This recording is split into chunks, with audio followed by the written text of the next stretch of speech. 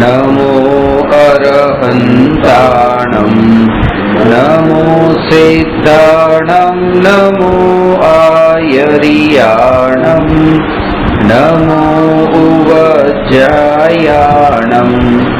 नमो लोये सव्वसाहु।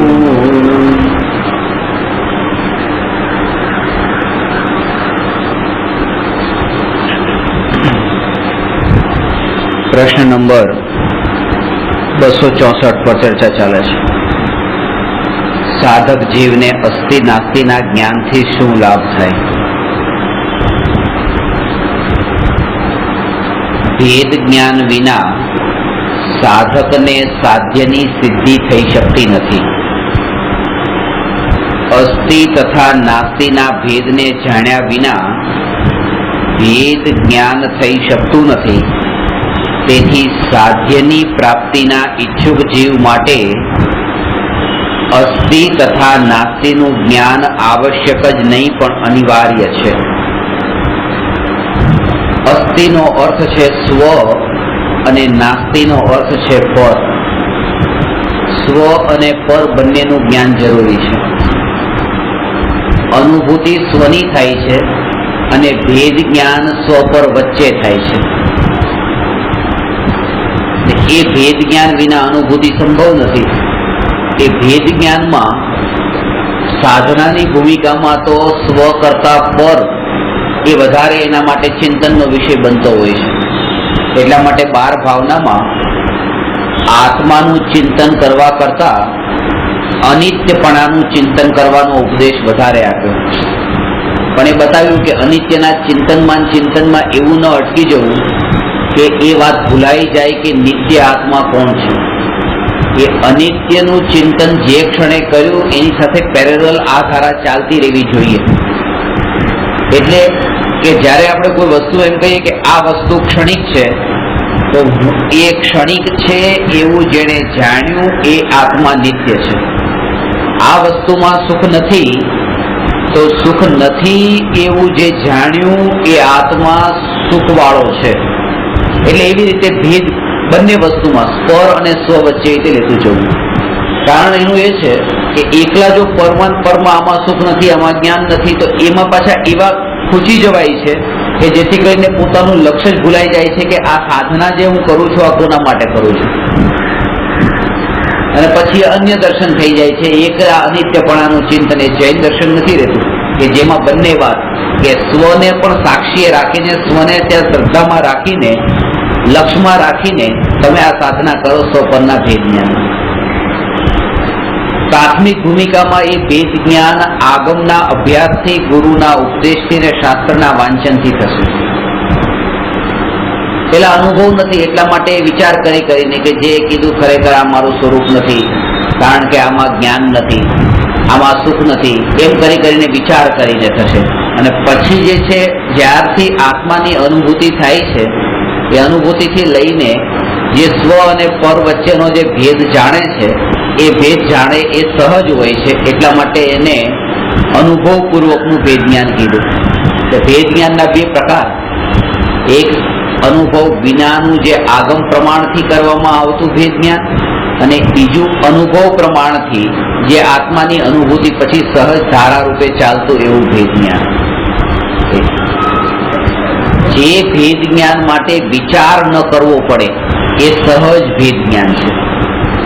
જેમ અત્યારે પોતાના શરીરના નામ માટે પોતાના ઘર માટે પોતાના ઘરમાં રહેલી વસ્તુઓ માટે એક પળ માટે પણ એનો વિચાર નથી કરવો પડતો કે આ મારી છે અને એ સિવાયની પાડોશીની સાથે સંકળાયેલી મારી નથી।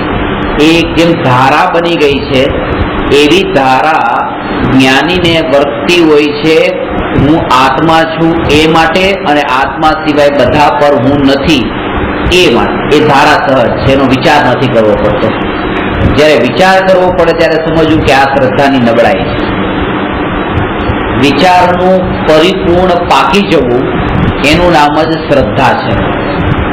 વિચાર એટલો પાકેલો હોય કે શ્રદ્ધા રૂપે પરિણમ્યો હોય એટલે જ્યાં સુધી હજુ તત્વ વિચાર કરવો પડે છે ત્યાં સુધી સમજવું કે હજી પ્રાપ્તિ થઈ નથી। અને કરવો પડે તો એ ખોટું પણ નથી, કારણ કે એના વિના પ્રાપ્તિ થવાની નથી. એટલા માટે તત્વ વિચારની ગતિ એવી તીવ્ર હોવી જોઈએ કે જેમાં પર વસ્તુના વિકલ્પોને પ્રવેશ ન મળે અને એનો વિચાર જ ન આવે.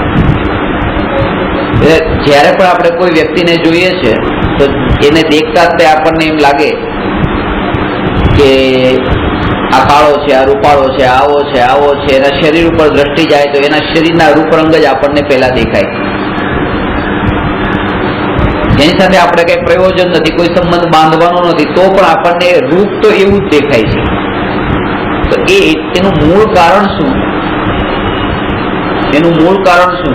શાસ્ત્રોમાં તો મૂળ કારણે બતાવ્યું. આજે માનો કે મેં તમારી સાથે કોઈ વાદ વિવાદ કર્યો અને મને ઝઘડો થયો, તો મને પછી વિચાર આવ્યો કે આમને બોલાવવા એ જ મોટી ભૂલ કરી, બોલાવવાની જરૂર નથી.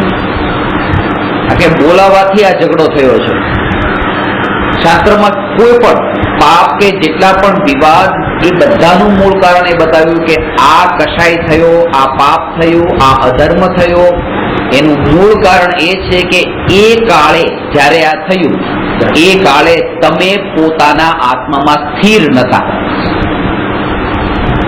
પોતાના વિચારમાં, પોતાના તત્વ વિચારમાં, પોતાની સ્થિરતામાં જો તમે હો તો તમને આ બીજું કામ ન થઈ શકે, કારણ કે એક સમયમાં એક જ કામ થશે. તો મુખ્ય કારણ તો એ છે કે પોતાનામાં સ્થિર ન હોવું, એના કારણે જ આ બધા પાપ થાય છે. લાલચથી ચોરી કરે છે ને ક્રોધમાં આવીને હિંસા કરે છે ને એમ નહીં, પણ પોતાના સ્વભાવમાં નથી એટલે આ બધું થાય છે.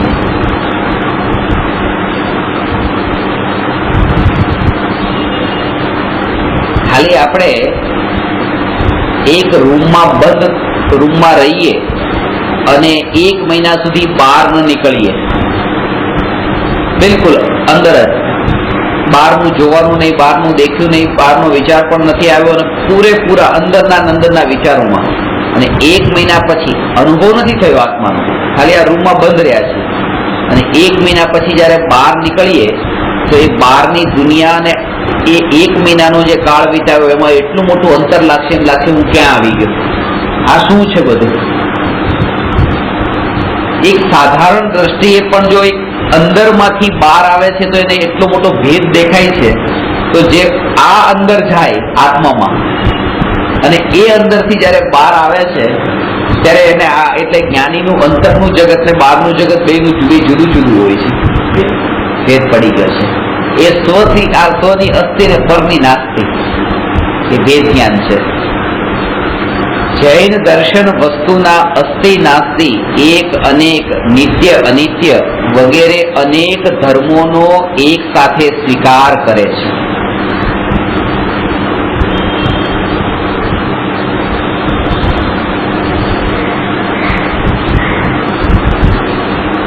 આ જે પરસ્પર વિરોધી ધર્મ અનેકાંત, તેથી જૈન દર્શન અનેકાંતવાદી દર્શન છે. જો નાસ્તિ પક્ષનો નિષેધ કરવામાં આવે તો એકાંતવાદનું પોષણ થશે. એકાંતવાદના પોષક જીવને સાધ્યની સિદ્ધિ થઈ શકતી નથી. આ એક વાત સમજવા જેવી છે કે જે નાસ્તિ એટલે જે સ્થાન પર આપણે જવું નથી એને પણ જાણો, અને જે સ્થાન પર જવું છે એને પણ જાણો, અને જ્યાં જ્યાં નથી જવું એને વિશેષ ન જાણો, અને જ્યાં જવું છે એને વિશેષ જાણો ને એ માર્ગ પર ચાલો અને એને પામો પણ સાધ્યને. એ બધું વિશેષ જેટલું છે. એટલે અહીંથી નીકળ્યા છીએ, 4 રસ્તા છે, એક રસ્તેથી તો આપણે નીકળ્યા, હવે 4 રસ્તા પર કોઈને પૂછ્યું કે પૂનાનો રસ્તો કયો, એટલે એને કીધું કે સીધો રસ્તો જે છે પૂનાનો છે, જે બાજુના 2 રસ્તા છે એ પૂનાના નથી. આ પહેલા પ્રશ્નનો જવાબ. પછી એને પૂછ્યું કે આગળ રસ્તા પર પેટ્રોલ પંપ છે કે નહીં, કેટલા કિલોમીટર પછી છે. તો એ જે પ્રશ્ન છે એ પ્રશ્ન આપણો એ આ જે સાઈડના 2 રસ્તા ગયા એના માટે હોતો જ નથી.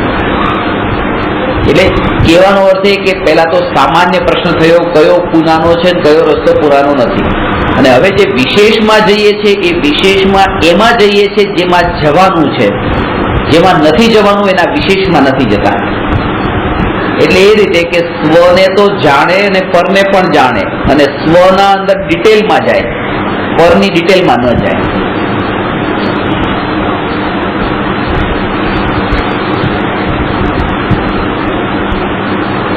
અત્યારે જેટલી પણ ડિટેલમાં જઈએ છીએ એ પરની ડિટેલમાં જઈએ છીએ કે જેની સાથે આપણું કોઈ પ્રયોજન નથી.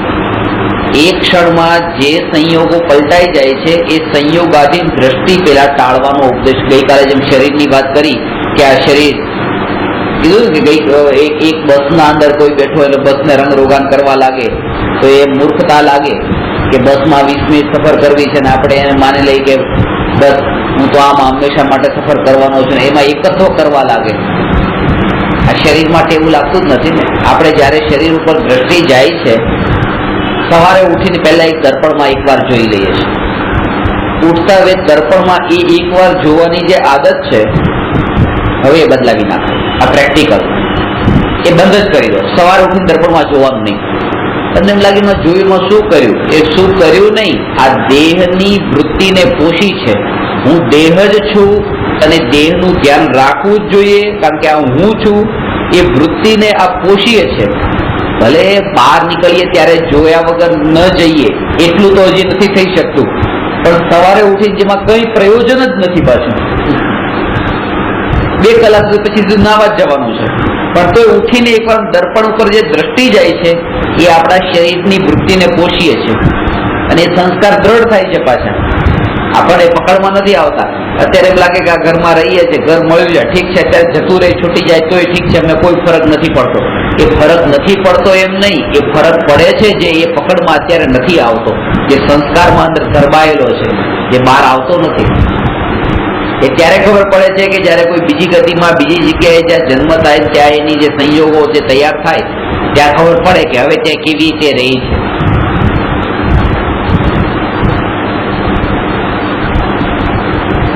શરીરની સાથે આ વૃત્તિઓ એને લઈ જાય છે કે ત્યાં શરીર ઘરમાં આવી ખુરશી પર બેસીએ છે, અત્યારે આવી ખુરશી અત્યારે બરાબર લાગતી નથી, અત્યારે પાછળ વાગે છે, ત્યાં બરાબર મુલાયમ નથી.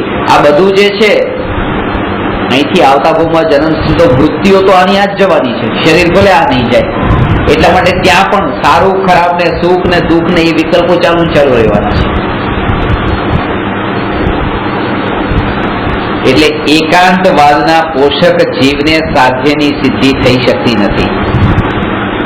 જો કે દ્રષ્ટિનો વિષય અસ્થિરૂપ છે તથા જ્ઞાનનો વિષય અસ્થિ તથા નાસ્તિક બંને રૂપ છે, તેથી સાધક જીવને અસ્થિ તથા નાસ્તિનું જ્ઞાન હોવું અનિવાર્ય છે.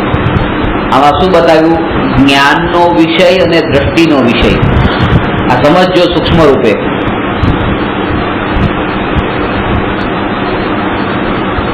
કારણ કે પર્યાય અને દ્રવ્ય બંને એક સાથે જ્ઞાનમાં જણાશે, પણ દ્રષ્ટિમાં હોય દ્રવ્ય.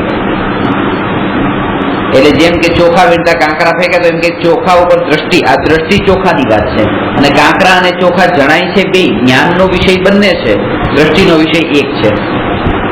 જે અનુભવનો વિષય છે એ દ્રષ્ટિનો વિષય છે, અને જે ભેદ જ્ઞાનનો વિષય છે તે જ્ઞાનનો વિષય છે.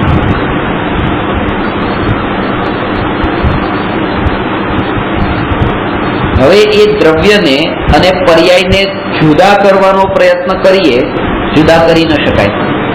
દ્રવ્યને પર્યાયથી જુદા કરવાનો વિકલ્પ કરવો, એ વિકલ્પ જે ઉત્પન્ન થયો એનાથી મોટું પાપ બીજું કોઈ નથી. સૌથી મોટી હિંસા થઈ ગઈ. દ્રવ્યને પર્યાયથી જુદું કરવાનો ભાવ, અને દ્રવ્યને પર્યાયથી જુદું જાણવું, માનવું, એનાથી મોટો કોઈ ધર્મ નથી. મતલબ ખબર પડી કે તમે આ છો, આ આત્મા, આ ત્રિપર્યાય છે, તો આત્માને ત્રિપર્યાયથી જુદો કરી દેવો, એવો વિકલ્પ કરું, એનો મતલબ શું? મારી નાખો. આત્મા નીકળી જાય, શરીર જુદું પડી જાય.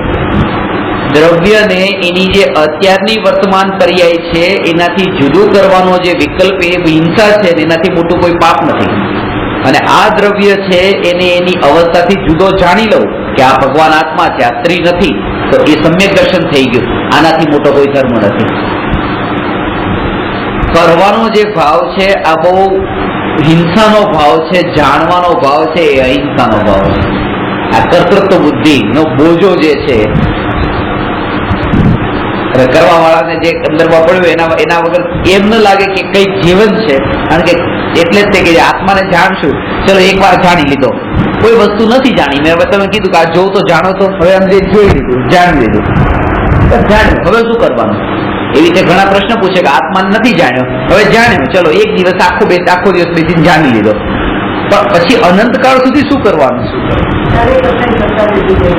એટલા માટે ચલો જતા પણ રહ્યા, પણ પછી એને જાણી પણ લીધો, કેવળ જ્ઞાન પણ થઈ ગયું, મોક્ષ પણ થઈ ગયો, હવે શું કરવાનું? ચલો કઈ નવું તો રહ્યું નહીં, બધું હવે એનું એ જ છે પછી. એટલે એને કીધું કે કેવળ એ આત્માને જાણવું એ તમારું ધ્યેય નથી, આત્માનું ધ્યાન તમારું ધ્યેય છે. ધ્યાનમાં પછી આવી જાય, અને ધ્યાન તો એનું નામ છે કે તમે એકવાર તમે જાણો તો એનું નામ તો જ્ઞાન છે, અને વારંવાર જાણો એનું નામ ધ્યાન છે.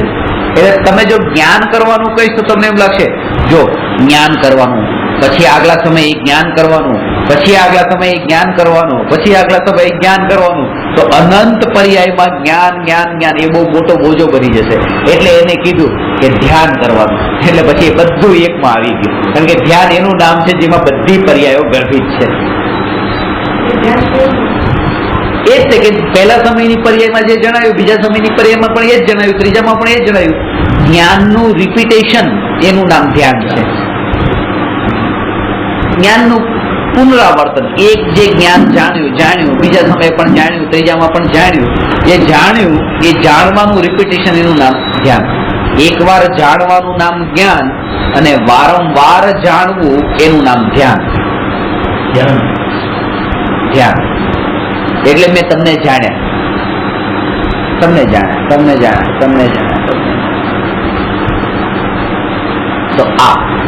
તો એ જ્ઞાન કર્યું. હવે એકને જાણ્યા, પછી બીજા સમયે પણ તમને નહીં, તમને જ જાણ્યા, ત્રીજા સમયે તમને જ જાણ્યા, ચોથા સમયે તમને જ જાણ્યા. તો એકને એક જ્ઞેયને વારંવાર જાણવો એનું નામ છે ધ્યાન. એ જ્ઞાન પછી ધ્યાન રૂપે થઈ ગયું, કારણ કે જ્ઞાનનું રિપીટેશન એ ધ્યાન, એકાગ્રતા. એટલે શાસ્ત્રોમાં કીધું પરદ્રવ્ય અને જાણવો એ પરદ્રવ્યને જાણવું એ આત્માનો સ્વભાવ છે, પણ પરદ્રવ્યનું ધ્યાન કરવું આત્માનો સ્વભાવ નથી.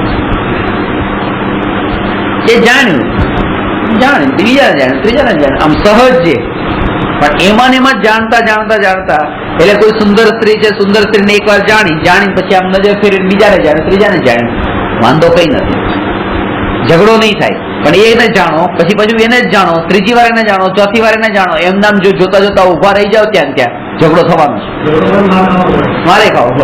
એટલે એ કે એ જ્ઞાન કરવામાં દોષ નથી, પણ ધ્યાન કરવામાં દોષ છે. એ જ આપણે અત્યારે કરીએ છીએ કે અનાદિકાળથી પરદ્રવ્યનું આ પરદ્રવ્યનું ધ્યાન કરીએ છીએ. પરમાંથી ખસતા નથી, સ્વ તરફ આવતા નથી, એટલે પરનું ધ્યાન જ કરી રહ્યા છે.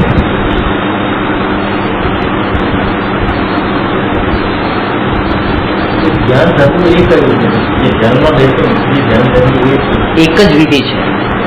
આનું ધ્યાન કરવાનું, આનું ધ્યાન કરવાનું, આનું ધ્યાન કરવાનું, અને આત્માનું ધ્યાન કરવાનું. વિધિ અલગ નથી, એ આગળ આવે છે કે જ્યારે તમે સ્વભાવમાં જેમ તમે પર વસ્તુમાં એવા સ્થિર થયા છો, એમાં જ્યારે તમે સ્થિર થાવ છો ત્યારે તમે એના બીજા બધા વિકલ્પોમાંથી છૂટી જાઓ છો, બીજા બધાના વિચારોથી મુક્ત થઈ જાઓ છો, પૂરેપૂરા તમે ડિસ્કનેક્ટ થઈ જાઓ છો. તમે જયારે જમવા બેઠા છો ત્યારે જમતી વખતે જે આનંદ લેવો છે એ વખતે હવે દુકાનના વિચારો છોડી દો, ઘરના વિચારો છોડી દો, મિત્રોના શત્રુના બધા વિચાર છોડીને આનંદ જો લેવો હોય તમે બધું ભૂલી જાઓ છો. આપણે કઈ પડી નથી, એ વખતે તો વસ્તુ દેખાય છે આપણને બસ. એમ કે જયારે ધ્યાનમાં સ્થિર થાય છે ત્યારે એને એ પદાર્થ સિવાયના જગતના કોઈ પદાર્થ દેખાતા નથી. રુચિ હોય ત્યાં ઉપયોગ જઈને જોડાય છે. અર્જુનની જેમ એ પક્ષીની આંખ જ દેખાય છે, બીજું કઈ દેખાતું નથી એમ નહીં છે. ચંચળ ઉપયોગ વાળાને બધું દેખાય છે, ભીમને પૂછ્યું હતું તને શું દેખાય, તો ભીમને બિલાડો પણ દેખાયો હતો. અર્જુનને આંખ સિવાય બીજું કઈ નતું દેખાયું. લક્ષ એટલે આ કે જયારે કર્તૃત્વનો બોજો છે કે મારે આ કરવું છે, આ કરવું છે, આ કરવું છે, તો એને ત્યાં બેચેની છે. અને સહજ જ્ઞાતૃત્વ, આજે આખો દિવસ તમે જો એક કોઈ વસ્તુ માટે તમે એમ કરો મારે આ કામ કરવાનું છે, કરવાનું છે, કરવાનું છે, કામ કરવાનું દુઃખ બિલકુલ નથી હોતું, પણ એ કરવાનો જે વિકલ્પ છે એ વિકલ્પનો બોજો છે એ દુઃખ છે. અને એની સાથે જીવન જીવવાની અત્યારે આદત પડી ગઈ છે. ખાલી ખાલી લાગે એટલે તમને ખબર છે પેલા મોચીની બધા જે હોય ને મોચી, એ મોચીની ઠેલા લગાડેલા હોય એની એમાં એક ફોટો રાખે એના ગુરુનો. એક ગુરુ હતા એમના, કોઈ સંત હતા રોહિદાસ કે કોઈ વસ્તુ, તો એ એવી રીતે ફોટો રાખે, એ પણ મોચીનું કામ કરતા હતા. એના આ બધા જે ફોટો લગાડે, કારણ કે એ તો એને આદર્શ એ જોઈ ને, જે કામ પોતે કરતા હોય તો આદર્શ એ કામ કરનારા. એમના જીવનનો એક કિસ્સો, એમને એટલે આદર્શ સંત તરીકે માને છે કે ઈમાનદાર હતા, કોઈનો 1 રૂપિયો પણ વધારે લેતા નતા. એમના ગુરુ આ જેનો ફોટો છે, એમને ત્યાં કોઈ સંત આવ્યા અને એમને ખબર પડી કે આ તો આવો ઈમાનદાર છે, મોચીનું કામ કરીને પણ પોતે 1 રૂપિયાથી વધારે લેતો નથી. એમની પાસે પારસમણી હતો. તો આ જે લોખંડના જે ઓજારો હતા, એમણે પારસમણીએ લોખંડના ઓજારો સાથે ટચ કરી દીધો એટલે લોખંડના ઓજારો સોનાના થઈ ગયા. એટલે આ સંત એને નારાજગી વ્યક્ત કરી. હા, કે આવું આ શું કર્યું, કે આ શું કર્યું, મારું જે રોજનું કામ હતું એ કામ હવે હું આ સોના ઉપર થોડો કરવાનો છું, મને પાછા લોખંડના કરી આપો, મારે બીજું કઈ નહીં જોયું. કારણ કે પછી હવે હું જિંદગીભર કરીશ શું? આ હતું તો સવારથી સાંજ સુધી ટીપું ટીપું ટીપું એ કરતો હતો, હવે કરવાનું કઈ મારે રહ્યું નહીં, અને એના વગર જિંદગી કેવી રીતે જીવી મારે? સૂક્ષ્મ દ્રષ્ટિએ જો તો કરવાનું કઈ નથી, આના ઉપર આખી જિંદગી નીકળી જાય એમ છે, પણ અંદરમાં એ છે કે કરવું એ જ સુખ છે. એના સિવાયનું બીજું સુખ હોય કેવી રીતે? જિંદગી હોય કેવી રીતે? એ સ્થિતિ આપણી છે કે અત્યારે એમ કહીએ કે તમે કઈ ન કરો બસ માત્ર જ્ઞાતા રહી જાઓ, તો એ જ થાય કે પછી કરવાનું શું? આ બધું ઘણા પ્રશ્નો એને ઉભા થયા હતા કે હું આ સોનાનું થઈ ગયું, આ દુકાન બંધ થઈ જાય, બીજાનું ચપ્પલ તૂટી જાય ને ઠીક કોણ કરશે? ચલો હું જ્ઞાતા રહી જાઉં ને જગતનો, પણ મારા છોકરાને પછી મોટો કોણ કરશે?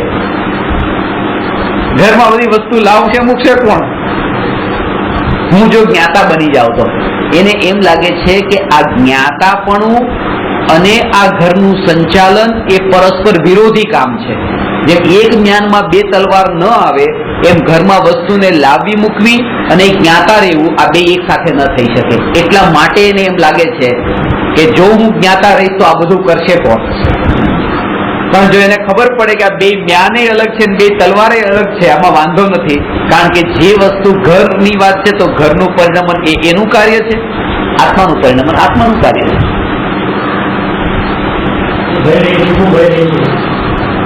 એના પરિણમનની હું વાત કરું છું, એ પરિણમનની વાત, પણ એ વસ્તુ તો એના પોતાનામાં. એટલે ગુરુદેવ વારંવાર કહેતા તીર્થંકર ભગવાનના પગ જમીનને સ્પર્શતા નથી, તો આપણા પગ પણ જમીનને સ્પર્શતા નથી.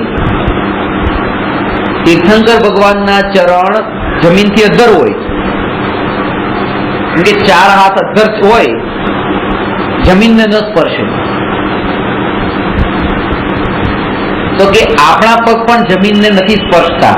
તો કોઈ કે આ તો સ્પર્શે છે, ચોખ્ખું દેખાય છે, હાથ અહીંયા સ્પર્શે છે, નથી સ્પર્શતા. આ હાથ આ ટેબલને સ્પર્શતો નથી. આ સિદ્ધાંત દ્રવ્યની સ્વતંત્રતાની ચરમ સીમાને સ્પર્શે છે. એટલે બહુ સૂક્ષ્મ રૂપે સમજજો, આ વાત ક્યાંય સાંભળવા નહીં મળે. તમે ફરીને બધે આવશો ને, આ દુર્લભ વાત છે. કરતાપણાના બોજાવાળી મળશે. ગુરુદેવ કહેતા કે આ પગ પણ જમીનને સ્પર્શતા નથી, આ હાથ આ ટેબલને સ્પર્શતો નથી, આ બે હાથ મેં આમ વાળેલા છે પણ આ હાથને સ્પર્શ્યો નથી. તો કે કેમ? આ દેખાણું, આ ઠંડુ ગરમ લાગ્યું, આ ઠંડુ ગરમ લાગ્યું.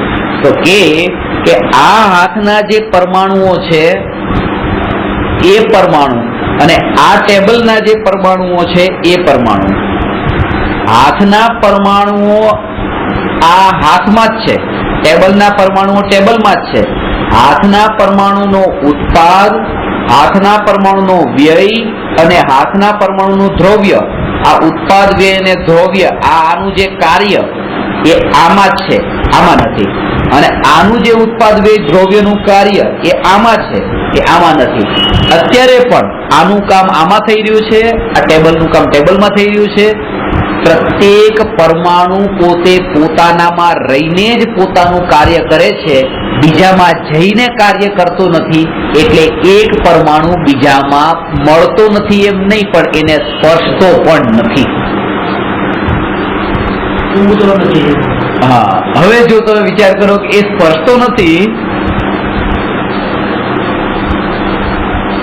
તો પછી આ ઘરનું સંચાલન હું નહીં કરું તો કોણ કરશે? એ વાત ક્યાં રહી? કારણ કે તો બહુ દૂરનું થઈ ગયું.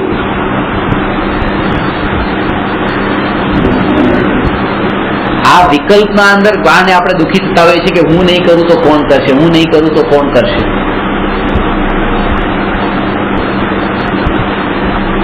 એક નાની 10 બાય 10 ની રૂમ બનાવી હોય તો કેટલા વિકલ્પ કરવા પડે છે ત્યારે એક રૂમ બને છે. એક નાનકડું એવું 10 બાય 10 નું એક પ્રવચન હોલ, સ્વાધ્યાય હોલ કે 10 બાય 10 નું એક મંદિર બનાવવું હોય તો કેટલા વિકલ્પો કરવા પડે તો બને. આ ભ્રમ છે. ગુરુદેવે એક મંદિર બનાવવાનો વિકલ્પ કર્યો નતો અને સોનગઢમાં આખું કેમ્પસ ભરાઈ જાય, બધા પરમાગમ મંદિર, નંદેશ્વર ચિદાલય, સિમંદર જિનાલય, સ્વાધ્યાય મંદિર, સમૂહ શરણ, એટલા મંદિરો બન્યા અને બધે નામ પૂજ્ય ગુરુદેવ શ્રી કાજી સ્વામી પ્રેરિત. કોઈ વિકલ્પ કર્યો નતો. અને જેને પૈસા આપ્યા, જેને બનાવરાવ્યા, જેને બધું કર્યું, કોઈની આપણને ખબર નથી. વિકલ્પો એમણે કેટલા કર્યા, ગુરુદેવે કઈ નતું કર્યું. કહેવાનો અર્થ એ કે એ જે બધું ચાલે છે એ તમારા વિકલ્પથી નથી ચાલતું, એ ઉદય અનુસાર છે.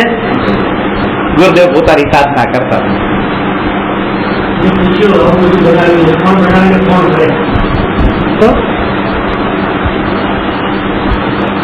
એટલે આ ભ્રમ છે, આ ભ્રમ છે. આ ભ્રમને ટાળવા માટે કોઈ કહે તો એ વાત એમ લાગે કે બરાબર નથી. કોઈ મહેમાનને જમવા બોલાવો તો વિકલ્પ તો કરવા પડે ને, આ કાપવું, આ સમારવું, આ કરવું. આ ભ્રમ છે. આ વિકલ્પથી થોડું થાય છે, બિલકુલ નથી થતું. કે ના આ બરાબર ત્યાં તમે બોલો અમે સાંભળી લઈશું, પણ અંદરમાં તો પ્રેક્ટિકલ તો એ જ માનશું. અને આવી વૃત્તિ અંદર જે પડેલી છે એના કારણે તમે કશું થતું નથી.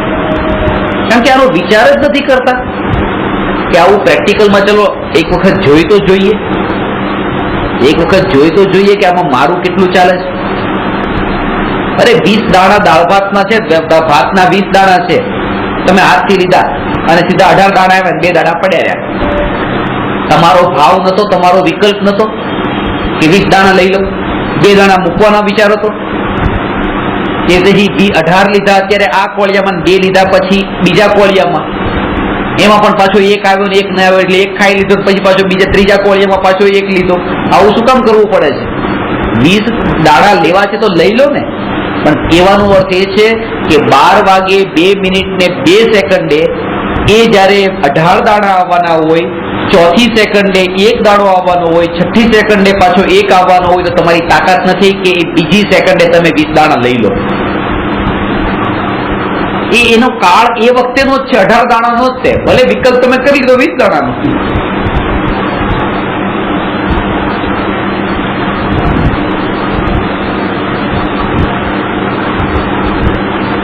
સહજ છે. પૂજા કરતી વખતે ભગવાનની પૂજા કરીએ છીએ તો એમ એક ચોખા બીજી થાળીમાં નાખીએ છીએ, લીધા એમાં કેટલાય રહી ગયા, આપણા હાથમાં છે ને. જયારે એક આપણે ઘટિત કરવાનું, એને ઘટિત કરવાનું, હું વિકલ્પ કરું છું એને ઉપાડવાનો, એને લેવાનો, અને એ વિકલ્પ ફળતો નથી, આ શું સૂચવે છે? આ એ વાતને સૂચવે છે કે મારું એમાં કંઈ ચાલતું નથી. અને એ ચોખાના એક દાણામાં મારું ચાલતું નથી, તો પછી અત્યારે હું જો એક બોજો મારા પર લેતો કે આ જગતમાં બધું મારાથી ચાલે છે, તો એ બસ એ ગાડા નીચે કૂતરું ચાલે એના જેવી આ વાત છે. અને એ જ કામ કરીએ છીએ. ગાડા નીચે કૂતરું ચાલે છે, કૂતરો માને છે ગાડું મારાથી ચાલે છે. આગળ જતા એવું થયું કે ગાડું જમણી દિશામાં ગયું, કૂતરો ડાબી દિશામાં ગયો. ત્યારે કૂતરાને ખબર પડી ગાડું મારાથી નતું ચાલતું. એનું અહંકાર ખવાયું. ગાડું તો જી ચાલે છે, કૂતરો ડાબી દિશામાં ગયો. હવે કૂતરો કરે તો શું કરે? એક જ કામ કરી છે, ભસે ભસે, હાવ હાવ હાવ હાવ કરશે થોડીક વાર, પતી ગયું. અજ્ઞાનીની આ જ હાલત છે. પેલા એમ માને બધું ઘર મારાથી ચાલે, મારાથી ચાલે, મારાથી ચાલે.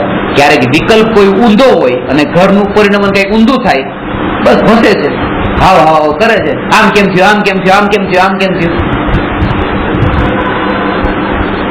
બસ તો બસ પાછું બીજું ગાડું ગોતી લે છે, બીજા ગાડા નીચે જતો રહે છે. ત્યાં પાછું આવું થાય છે, ગાડું બીજે જાય ને આમ લાગે. આવી એક વાર નહીં કેટલી વાર ગાડા બીજી દિશામાં ગયા, પોતે બીજી દિશામાં ગયો, તોય તે ભસી ભસીને બંધ થયો, પાછા બીજા ગાડા શોધ્યા. પણ એક વારે એને વિચાર ન કર્યો કે આનાથી જે હું ધારામાં આ ઊંધા વિચારોમાં લાગ્યો, આ ઊંધો હોઈ શકે છે, ખરેખર વસ્તુ સ્વરૂપ કઈ બીજું હોઈ શકે છે, એવો વિચાર નથી કર્યો. એટલે ભલે પરદ્રવ્યમાં જવાનું નથી, પરદ્રવ્યમાં લીન થવાનું નથી, તેમ છતાંય પરદ્રવ્યને જાણવાનું તો છે, સમજવાનું તો છે. કારણ કે એને જો સમજ્યા હશું તો એમાં અટકશું નહીં. પણ એના ડિટેલમાં જવાનું નથી. પાડોશીનું ઘર આ મારું ઘર નથી, આ પાડોશીનું, આ મારું ઘર નથી, આ બીજાનું છે, આ મારું ઘર નથી, આ બીજાનું છે, એ બધું જાણવાનું. પણ એના ઘરમાં શું છે પછી જાણવાની જરૂર નથી. અને આપણું ઘર ક્યાં છે એ જાણવાનું, ઘરમાં કઈ વસ્તુ ક્યાં પડી છે એ જાણવાનું. અંદરની પૂરી ડિટેલ જાણવાની, જે પોતાનું છે. અને જે બીજાનું છે એને બહારથી જાણવાનું, અંદરની ડિટેલ જાણવાની જરૂર નથી.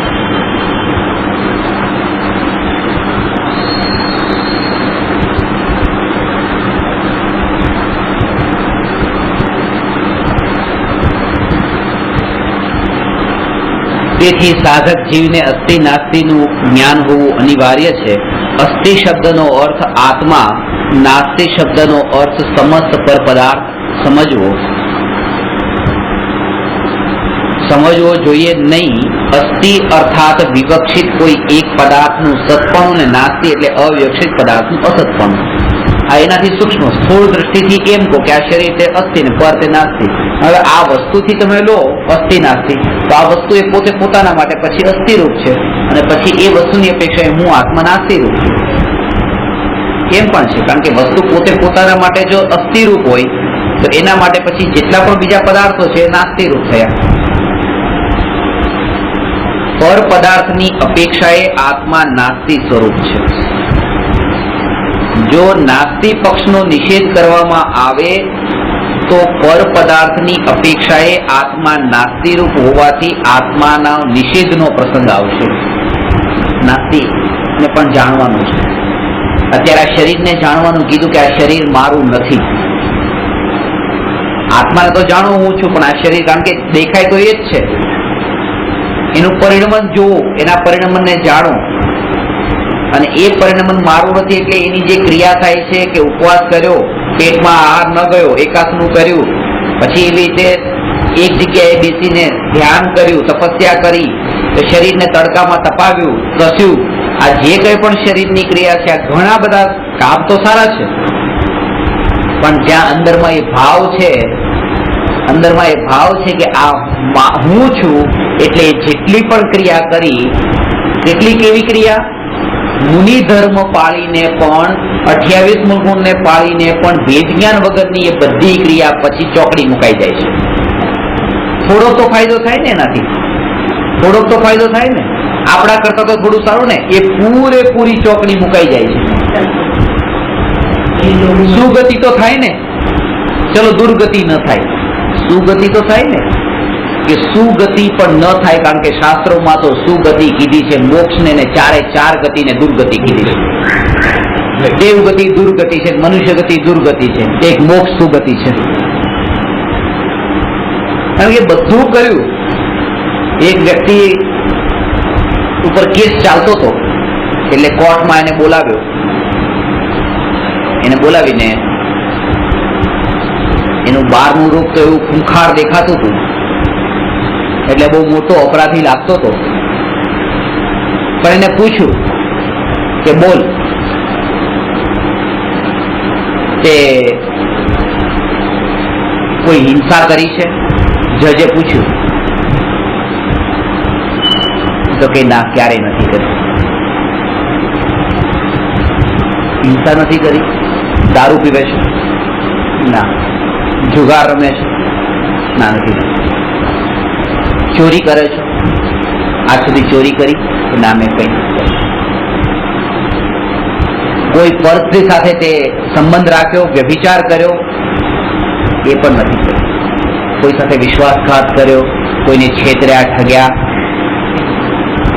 આ વ્યક્તિને અહીંયા તો પછી વિચારવા પડી ગયા જજ કે અહીંયા આવ્યો કેવી રીતે છે. એટલે પછી એને જ પૂછી લીધું, કારણ કે આમ તો ઘણું ઘણું પૂછ્યું કે તારામાં કોઈ દુર્ગુણ નથી?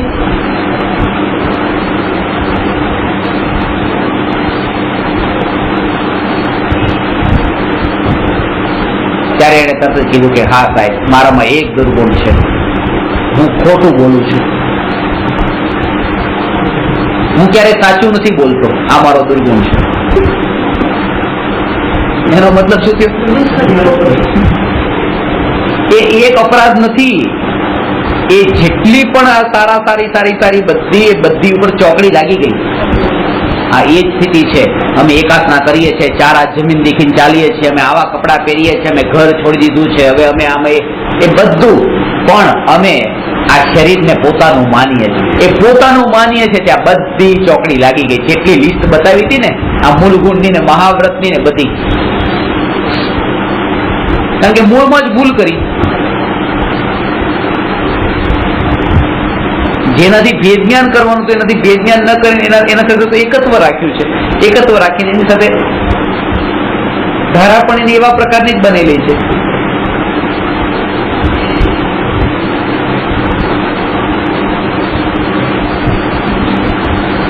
એટલે બે વાત કે ભલે એને 5 ક્રિયાની જગ્યાએ 3 કરી હોય તો ચાલે, પણ ભેદ જ્ઞાનની જરૂર હતી. એ મીંડા ઉમેરવામાં જ પડ્યો છે, એકડાનો વિચાર જ નથી. એક ટીવી ઉપર એડવર્ટાઇઝમેન્ટ આવતી હતી,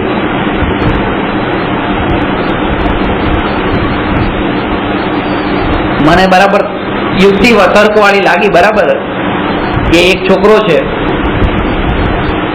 બાપા પાસે ઘણા પૈસા હતા, પણ બાપાએ કીધું કે મારે તને બિલ ગેટ્સની જેમ કે આટલા ટકા છે, મારે તને 10% આપવા છે એમ કે, અને બાકી 90% હું બધે સોસાયટીમાં ચેરિટી કરી દઈશ, બધે એવી રીતે ધર્મના કામમાં, સોશિયલ વર્કમાં મોકલે. તો એને એકડો કર્યો, પછી એના ઉપર 2 મીંડા કર્યા, 100, 3માં 1000, 4માં 10,000, 5માં લાખ, એમ કરતા કરતા 10 લાખ કર્યા, પછી 1 કરોડ કર્યા. એટલે પપ્પા તો આ બેડ રેસ્ટ ઉપર હતા, પથારી ઉપર હતા. છોકરો કે પપ્પા 1 મીંડું વધારે છે, 1 મીંડું વધારે છે, 1 મીંડું વધારે છે. તોય પપ્પાનો હાથ ચાલતો નતો, એવા ઢીલા હાથ પડી ગયા હતા. છેલ્લી ઘડી હતી તો આ માંડ કરીને આમ કરીને 1 મીંડું આમ કરે છે. પાછો કે 10 કરોડ પપ્પા 1 મીંડું આમ કરે છે. મીંડું પૂરું થાય છે ત્યાં તે બહાર હોય છે,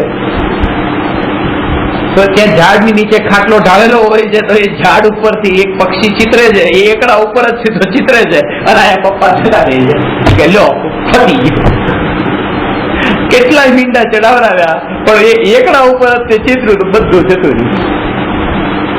આ એરા જેવી સ્થિતિ છે કે આ જેટલા પણ વ્રત આપણે ક્રિયાકાંડ એ એકડા વગરના મીંડા સમાન છે, જો ભાન નથી કે હું કોણ છું.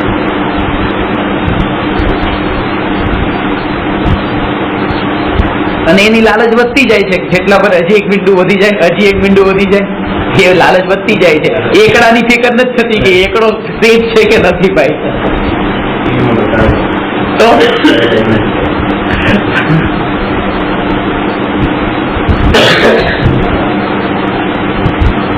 પર પદાર્થની અપેક્ષાએ આત્મા નાસ્તિ સ્વરૂપ છે.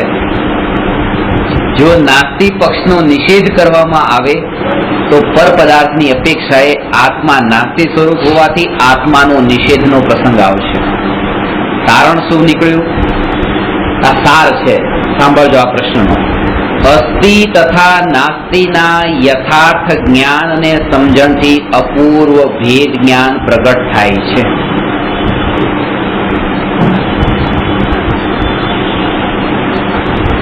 ભેદ જ્ઞાનના અભ્યાસથી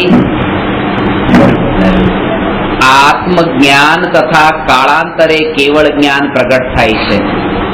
અસ્તિ કાળાંતરે એટલે થોડા કાળ પછી, તાત્કાલિક તો ન થાય. આત્મજ્ઞાન થયું પછી ભગવાન થાય. અસ્થિથી આત્માની વિધેયાત્મકતા સિદ્ધિ તો છે, નાસ્તિથી આત્માની નિષેધાત્મક સિદ્ધિ છે. પેલી પોઝિટિવ આ નેગેટિવ છે.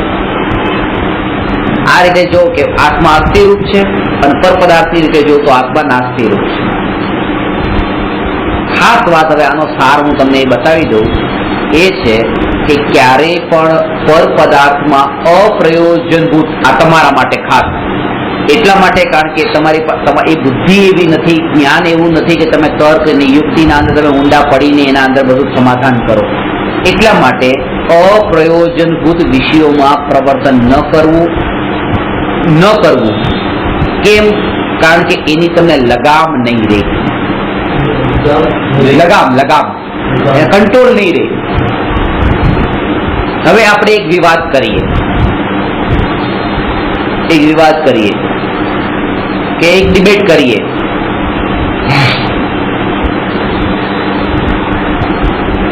કે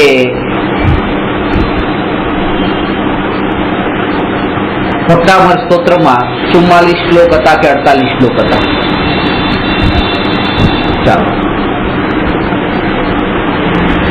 આ ડિબેટ કરવાથી કારણ શું નીકળશે? શું લાભ શું થશે? આમાં કશાય જ પોષાશે, બીજું કઈ નહીં.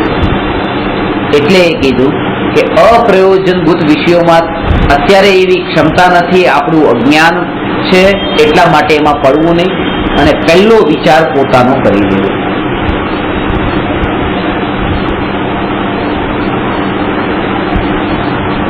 તમને એ પછી યાદ પણ ન રહે.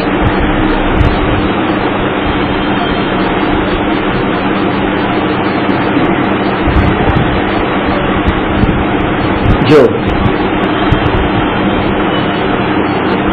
આવું કેમ થાય છે કે ભગવાનને દાગીના ન હોય, ભગવાનને કપડા ન હોય?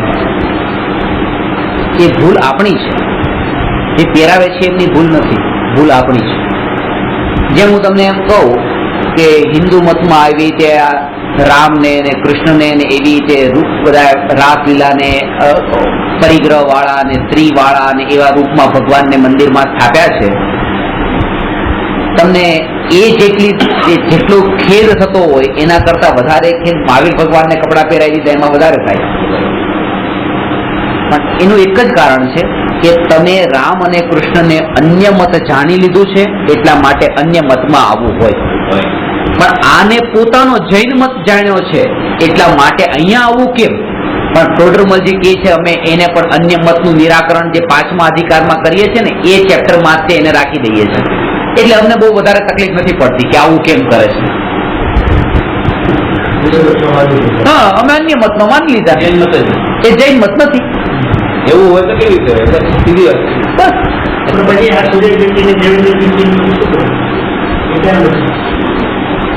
જે વસ્તુ અત્યારે તમને એ વસ્તુ બતાવું કે આપણા આ અત્યારે 2 વર્ષ 5 વર્ષ મેં હમણાં એક આર્ટિકલ લખ્યો છે, તમને પણ આપીશ, અઢી પૂતગલ પરાવર્તન ઉપર.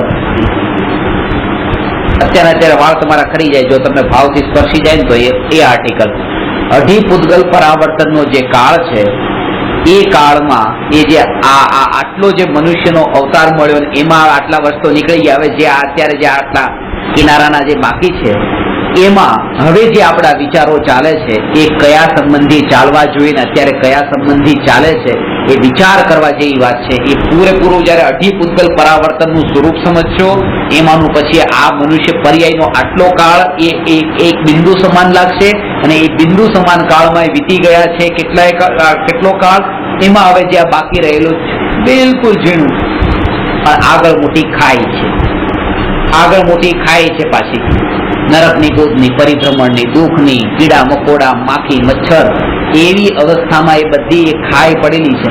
અને જો અત્યારે ન ચેતું તો આ પરિભ્રમણ છે, એવી અંદરમાં જો સ્પર્શના થશે ને તો જ તે ખબર પડશે કે કયું મારા માટે પ્રયોજનભૂત ને કયું અપ્રયોજનભૂત. તમે મરી જાઓ એટલે અહીંથી મરી ગયા પછી જેમ અહીંયા જે ચાલતું હોય ચાલતું રહે, તમને શું ફરક પડે? બસ તો એવી રીતે અત્યારે જે ચાલતું હોય ચાલતું રહેવા દો. નહીં તો હું બહુ મોટો અધર્મ કરું છું, ખરેખર બહુ મોટો અધર્મ કરું છું. હું કહું છું કે મારા સાહેબ ધર્મ નથી કરતા, પણ મેં મારા સાહેબ ધર્મ નથી કરતા આવો જે મને ભાવ આવ્યો એ જ મારો અધર્મ થઈ ગયો. કારણ કે મારું ધ્યાન ક્યાં ક્યાં જાય છે. મારે જે પોતાનું કરવાનું છે એનો કોઈ વિચાર જ નથી આવતો. પોતાનામાં અનંત દોષ ભરેલા પડ્યા છે ને બહાર કાઢવાના છે એનો વિચાર તો આવતો નથી ને ઉલટો આ વિચાર પેલા આવી જાય છે. મારે શું મતલબ છે? આવા કેટલાય હોય છે અત્યારે આજુબાજુમાં. અત્યારે મને લાગે જો તમે આ બહુ વિકલ્પ બહુ કરો, તમારા જેવા તો અનંત જીવ જગતમાં છે. આ તમે મારી બાજુ બેઠા એટલે હું તમારા વિચારમાં અટકી જાઉં? અટકવાનું નથી. જેમ બીજા બધામાં નથી અટકતો એમ તમારામાં અટકવાનું નથી. હું મારું કરું. એને અપ્રયોજનભૂતની કેટેગરીમાં મૂક્યું. અને શરૂઆત ક્યાંકથી તો કરવી પડશે, ક્યાંકથી તો શરૂઆત કરવી પડશે.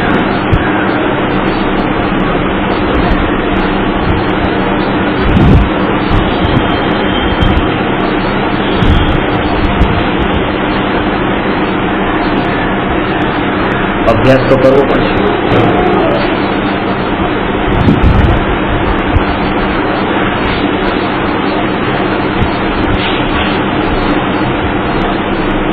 તમે જાણી લીધું ને કે આ વિતરાગી દેવનું સ્વરૂપ છે, આ વિતરાગી ગુરુનું સ્વરૂપ છે, આ વિતરાગી શાસ્ત્રનું સ્વરૂપ છે. હવે આ રમેશભાઈ છે એ ખોટી રીતે ધર્મ કરે છે, આ સુરેશભાઈ છે એ આમ કરે છે, એ આમ કરે છે, એ બધા પ્રયોજનમાં હવે મારું શું હિત થયું? જયારે પોતાના એકપણાનો આપણે વિચાર કરીએ છીએ ને કે હું એક અને આ જગતથી ન્યારો, તો જ આ વિચાર આવે છે કે હવે મારે આગળ જવાનું છે તો મારે મારામાં હવે શું કરવાનું છે.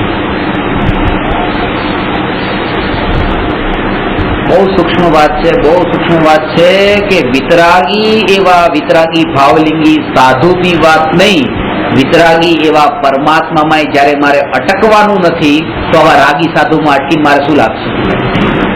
વિતરાગીમાં નથી અટકવાનું તો રાગીમાં કેમ અટકવું?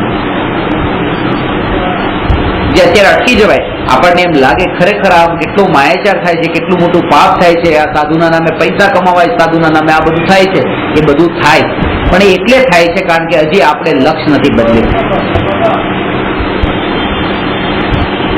આ બહુ મોટો ફટકો પડે કારણ કે અંદરની આપણી વૃત્તિ એવી હોય કે આ બધામાં આપણે એક જસ્ટ એને ઇન્ટરપ્રિટેશન બધું કરવાની એક આદત પડી ગઈ હોય ને કે આવા છે ને આવા છે ને આવા છે બધાના માટે,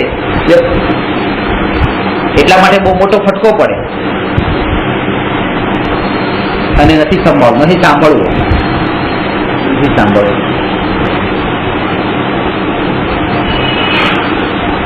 કારણ કે પોતે પોતાને એક રૂપે આ જે વાત છે મારા માટે છે એવું નથી લાગતું. અંદરમાં આ વાત સ્પર્શી નથી. મારા માટે, મારું એટલે પોતે એક.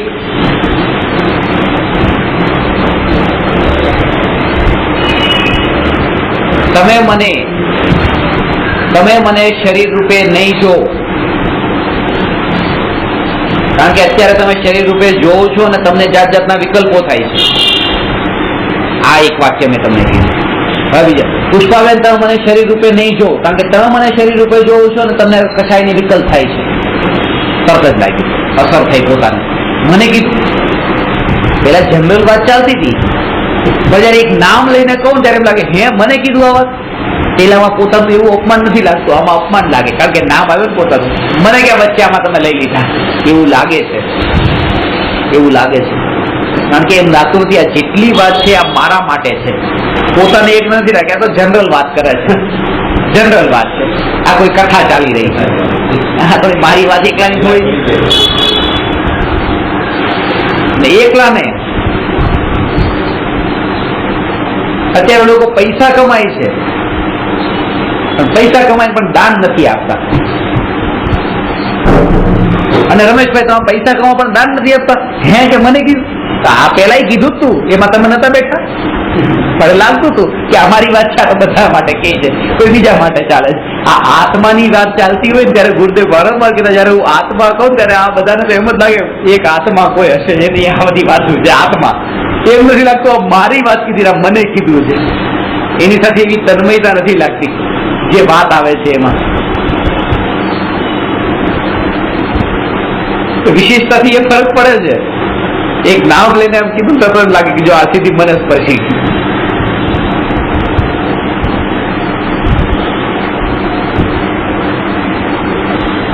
ટોડરમલજી તો એક સ્ટેપ આગળની વાત લખે છે. એ તો કહે છે કે માનો 100 જણાનું આમ ટોળું બેઠું હોય, દ્રષ્ટાંત તમને આપું છું. ભાવ ટોડરમલજીનો એ છે કે 100 જણાનું ટોળું બેઠું હોય અને એમાં વક્તા એમ કહે કે આજકાલ લોકો પૈસા કમાય છે પણ દાન નથી આપતા. તો જે રમેશભાઈ નામના જે વ્યક્તિ છે એને એમ જ લાગે જો મારા માટે જ આ કહે છે, હું દાન નથી આપતો ને એટલે મને સંભળાવે છે. પેલી વાત ખરેખર અમે એમને સંભળાવવા માટે ન કીધું, એ જનરલ કીધી હોય, પણ એ એના ઉપર એવી ઓઢી લે જે નથી ઓઢવાની એ ઓઢી લે છે, અને જે લેવાની છે પોતાના ઉપર એ લેતો નથી. એમ લાગે તો જનરલ વાત છે, મારી વાત ક્યાં છે.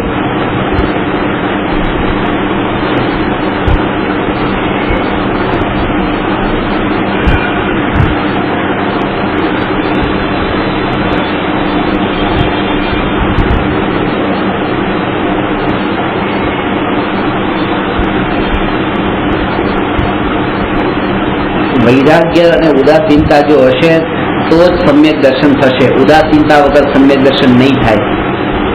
જ્ઞાનીને સમ્યક દર્શન થયા પછી વિષયના ભોગ હોય છે. જ્ઞાની ભોગને ભોગવે છે, સમ્યક દ્રષ્ટિ ભોગને ભોગવે છે, અને ભોગને ભોગવીને પણ ભોગને ભોગવતા ભોગવતા પણ નિર્જરા થાય છે. જ્ઞાનીને કર્મ ખપે છે ભોગ ભોગવે તો પણ. અને જે આપણા કરતા તો વધારે જાણે છે, સાચી રીતે માને છે, સાચું જાણે છે કે ભોગ છોડવા જેવા છે. આપણે તો ભોગવવા જેવા છે એમ જાણીએ છીએ તોય છોડવાની ટ્રાય કરીએ છીએ અને છોડીએ પણ છે. અને એ તો છોડવા જેવા છે એમ માને છે તોય ભોગવે છે. આવું કેમ કરતા હશે? એના માટે હવે આ પ્રશ્ન છે, બહુ સમજવા જેવો છે જ્ઞાનીનો. પ્રશ્ન નંબર 265. જ્ઞાની રાગને હેય જાણતા તથા માનતા હોવા છતાં રાગ કેમ કરે છે?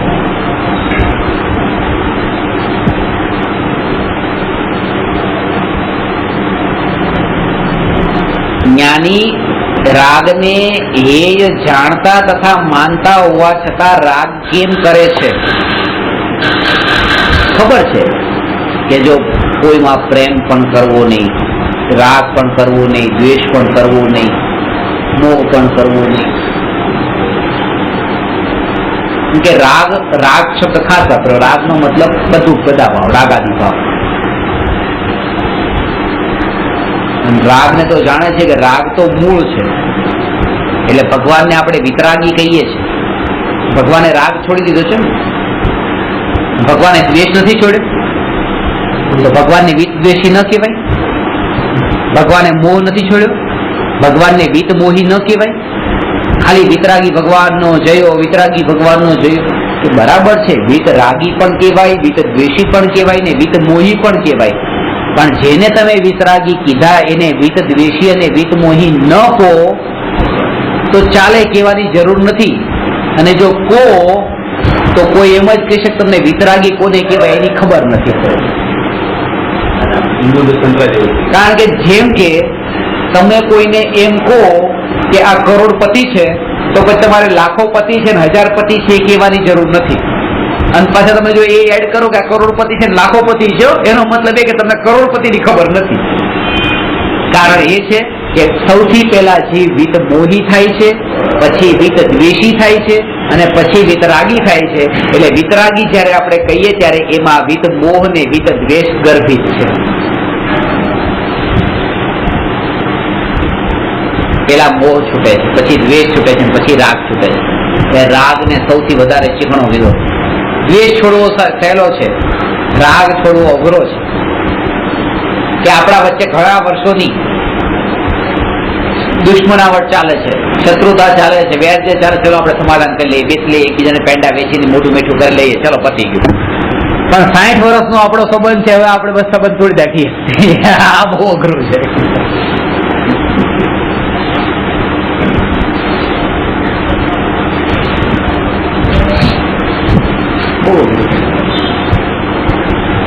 રાગ છોડવો અઘરો છે. સીધી વાત છે. તમે જો કે લગ્નના કિસ્સા કેટલા છે, ડિવોર્સના કેટલા છે. લગ્નના 100 છે તો ડિવોર્સના 10 છે.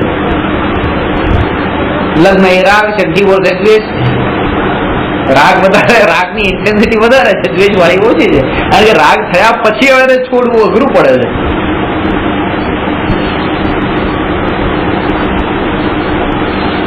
આપણા ઘરમાં પણ કોઈ વસ્તુ એવી આવી ગઈ હોય, ઘરમાંથી બહાર જતી નથી મર્યા પહેલા, એટલે તૂટે ફૂટે પછી આપણે ઘરમાંથી કચરામાં બહાર કાઢીએ, બાકી ત્યાં સુધી ઘરની બહાર કાઢતા નથી આપણે એને. આ રાગ. શાસ્ત્રમાં કીધું છે આજ સુધી જેટલા પાપ થયા છે એ રાગથી થયા છે, દ્વેષથી નહીં.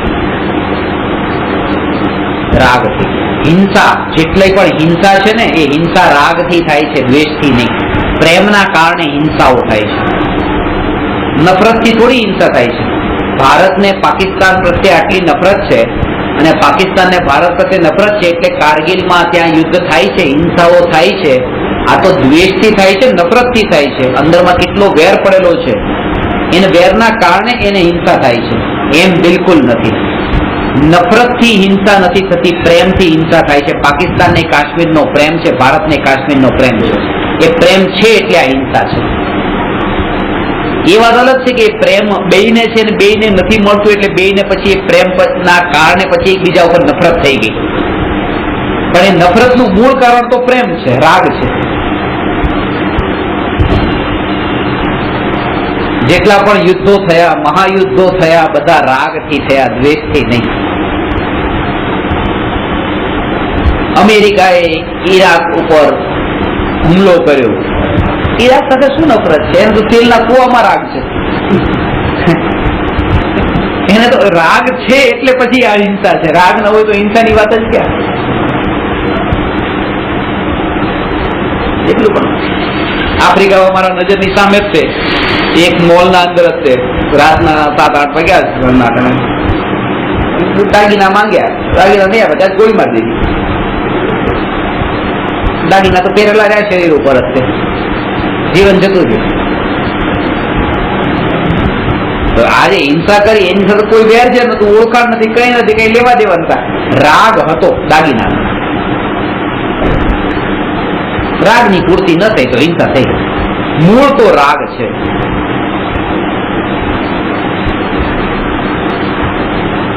કોઈ પપ્પાને ગાળ આપી તો એને લાફો મારી દીધો. આવું શું કામ કર્યું? પપ્પામાં રાગ છે. રાગ ન હોતો બીજાને દે તો ન થાત. એટલે જેટલા પણ કષાયો, વિકારો જે ઉભા થાય છે એની જડમૂળ રાગ છે ને. જ્ઞાની આ રાગની પ્રકરણ ચાલે. જ્ઞાની રાગને એ માને છે કે આ છોડવા જેવો છે, તેમ છતાંય કરે છે. હિંસા પણ રાગથી થઈ. જેટલા મહાભારત થયું, રામાયણ, આ જેટલા યુદ્ધ થયા બધા રાગના કારણે. જળ જમીનને જોરું, ઝઘડાના કારણ કીધે ને, કજિયાના છોરું. રામાયણ થયું, મહાભારત કોના કારણે? જમીનના કારણે. પાંડવોને જમીન જોતી હતી, કૌરવોને જમીન જોતી હતી. જમીનનો રાગ હતો, એકબીજા પ્રત્યે દ્વેષ નતો. રામને સીતાનો રાગ હતો, રાવણને સીતાનો રાગ હતો. એકને જમીનનો ને એકને જોરુનો. રામાયણ થઈ છે જોરુના કારણે, મહાભારત થયું છે જમીનના કારણે. આ રાગ જ તે બધા કષાયો વધારવા વાળું છે. મૂળ એનું એ છે, જળ મૂળ. એક બિલાડી પણ ઉંદરને ખાય છે ને તો દ્વેષથી નથી ખાતી. બધા લોકો કે બિલાડી ને ઉંદર વચ્ચે જન્મજાત દુશ્મનાવ, એકબીજા સાથે ન હોય. હું તો એમ કહું કે બિલાડીને સૌથી વધારે પ્રેમ ઉંદર પ્રત્યે છે. એ ઉંદર એનો ખોરાક છે, રાગ છે એનો. તમે રસગુલ્લાને ખાવ છો એટલે દુશ્મનાવટ છે રસગુલ્લા સાથે? રસગુલ્લા પ્રત્યે તો પ્રેમ છે, પ્રેમથી ખાવ છો. તો બિલાડીને તો ઉંદર પ્રત્યે રાગ છે, દ્વેષ થોડો છે. રાગ છે એટલે એને મારી નાખે છે. એટલે રાગ ન હોય તો જવા દે કે ચાલો બીજા ઘણા બધા પદાર્થો ત્યાં છે એને જવા દે છે. ઉંદરડાને જ કેમ પકડે? કારણ કે એનો રાગ છે, એને દ્વેષ કઈ નથી.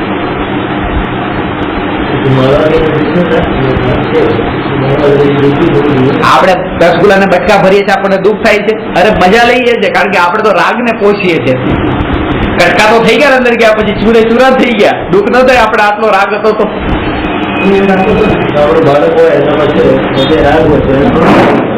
બરાબર છે, પણ એને પંપાળીએ તો છે. બધા વિષયોના ભોગોને ભોગવવાની વિધિ અલગ અલગ હોય છે. રસગુલ્લામાં તમને રસની વિધિ છે, રસના ઇન્દ્રિયનો વિષય બન્યો છે, અને પેલો બાળક તમારા ચક્ષુ ઇન્દ્રિયનો વિષય બન્યો છે. તમે એને કેવી રીતે ભોગવવા માંગો છો એ છે.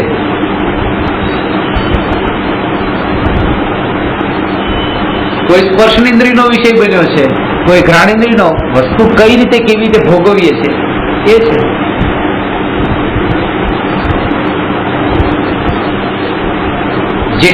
જેટલી હિંસા રાગના કારણે, જેટલા જૂઠ રાગના કારણે.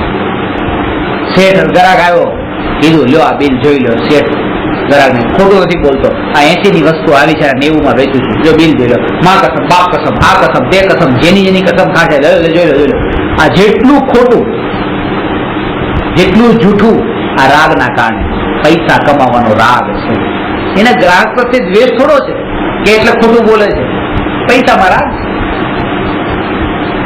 કોઈ શેઠની તિજોરી લૂંટવા માટે જાય, તોડવા માટે જાય તો પૈસાનો રાગ છે. તિજોરીમાં જે માલ પડ્યો છે એનો રાગ છે. શેઠ ઉપર દ્વેષ થોડો છે. શેઠ ઉપર દ્વેષ હતો શેઠની ખોપડી ફોડે, તિજોરી ન તોડે. તો રાગ છે. જેટલી ચોરી થાય છે એ રાગના કારણે થાય છે, અને જેટલી પરસ્ત્રીની ઇજ્જત લૂંટાય છે, મા બેનની ઇજ્જત લૂંટાય છે, બધી રાગના કારણે. નફરતથી કોણ ઇજ્જત લૂંટે છે? રાગ છે. એ રાગથી સુશીલનું સેવન થાય છે. અને ઘરમાં જેટલી વસ્તુઓ ભેગી કરી છે, ટેબલ, ખુરશી, સોફા, આ તે બધું, એ દ્વેષથી ભેગું કર્યું છે? બધું રાગથી ભેગું કર્યું છે. પરિગ્રહ રાગથી ભેગો થાય છે. પાંચેય પાપ, હિંસા, જૂઠ, ચોરી, કુશીલ ને પરિગ્રહની જડ રાગ છે. અને એટલા માટે જૈન ધર્મમાં દ્વેષ કરતા રાગને છોડવા ઉપર વધારે જોર આપ્યું છે. વિતરાગાય નમઃ, દ્વેષાય નમઃ નહીં.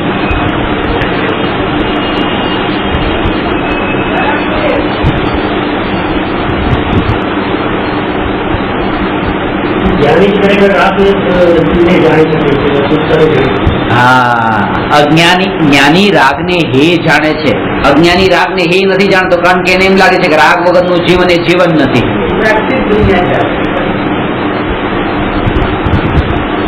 ગુરુ જયારે શિષ્યને એવો ઉપદેશ આપે કે રાગનો નાશ કરો, ત્યારે શિષ્યને એમ લાગે છે કે આ મને સુસાઇડ કરવાનો ઉપદેશ આપ્યો. કારણ કે હું રાગી છું અને રાગનો નાશ કરો એટલે પોતાનો નાશ કરો. કારણ કે હું જ રાગરૂપ છું, એટલે પોતાનો નાશ કરો એટલે સુસાઇડ કરો. પ્રેમ વગર જિંદગી જીવવી કેવી રીતે? સુખી સુખી જિંદગી. રાગ વગરનું જીવન તે જીવન નથી, જીવન હોય જ નહીં. હા, પૈસા વગર જીવન ચાલે, ગાડી વગર જીવન ચાલે, કપડા વગર જીવન ચાલે.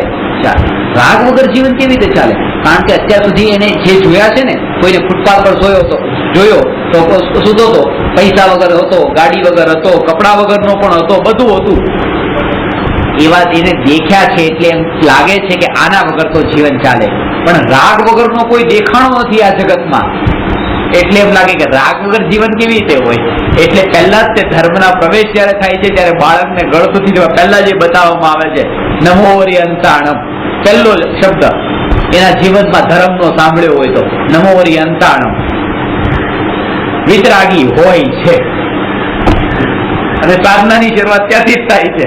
વિતરાગી પૂર્ણ વિતરાગી હોય છે અને સાધના સફળ પણ ત્યાં જ થાય છે જયારે પોતે પૂર્ણ વિતરાગી થાય છે. એકડાથી શરૂઆત થઈ ને ત્યાં જ એને પૂર્ણ થઈ. નવકાર મંત્ર સંભાળ.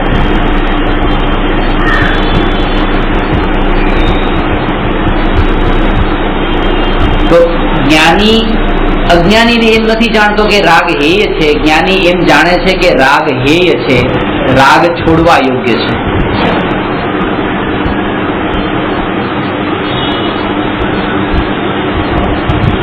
અજ્ઞાની એમ લાગે કે રાગ કરવા યોગ્ય છે, રાગ તો કરવો જોઈએ, મારી જવાબદારી છે, પત્નીને પ્રેમ કરવું મારી ડ્યુટી છે. એ ડ્યુટી નથી. એટલા માટે ભરત ચક્રવર્તીની બધી જે સ્ટોરી આવે છે કે જયારે છોડીને જાય તો પછી રાણીઓને કહે છે ને કે રાણી જયારે એમ કે તમે વચન આપ્યું હતું, વચન ક્યાં ગયું કે મારી સાથે રહેશો? તો કે તમે કમ્પ્લેન જે કરો છો એ ખોટી જગ્યાએ કરો છો. તમે રાગને કમ્પ્લેન કરો એન્ડ રાગ ઇઝ ડેડ. પતી ગયો તો કઈ તમારી કમ્પ્લેન ચાલે નહીં. રાગે તમને પ્રોમિસ કર્યો હા, અને રાગે નથી, રાગ રહ્યો નથી, બરાબર છે.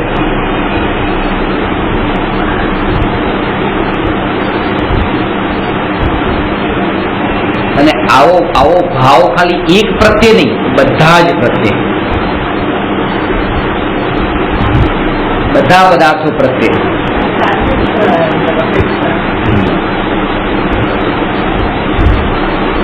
જે કામ આપણે ઘણી વખત નથી કરવું અને તોય થઈ જાય છે, આપણે તો કરવું હોય છે, શ્રદ્ધામાં તો કરવા યોગ્ય માન્યું છે. આ દ્રષ્ટાંતથી કે નથી કરવું તોય થઈ જાય છે, તો એ આપણે એને ઉદય જાણી લઈએ છીએ. એવી રીતે જ્ઞાની એને ઉદય જાણી લે છે કે કરવા યોગ્ય નથી, તેમ છતાં ઉદયગત એ ભાવ આવ્યા છે. કારણ કે આ ભાવ ભાવવામાં આવ્યા હતા અજ્ઞાનીઓ વડે, અજ્ઞાની દશામાં. અને હવે જ્ઞાન થયા પછી પણ હવે એ નિર્જરા નથી પામ્યા એટલે ઉદયમાં આવે છે. પણ એ વખતે તો જ્ઞાન છે એટલા માટે સમજણના બળ પર એ નવા બંધાતા નથી અને નિર્જરા પામી જાય છે. જો અજ્ઞાન દશામાં જે પાપ બાંધ્યા હતા હવે સમ્યક દર્શન પામ્યા, હવે ઉદયમાં આવ્યા. ઉદયમાં આવે છે તે જ્ઞાની એને ભોગવે છે, એ ભોગવતા નથી, જ્ઞાની એને જાણે છે. એ તો દુનિયાને એ દેખાય છે કે ભોગવે છે. સૈનિક મહારાજા એ અજ્ઞાન અવસ્થામાં મુનિરાજ પર ઉપસર્ગ કર્યો ને પાપ બાંધ્યા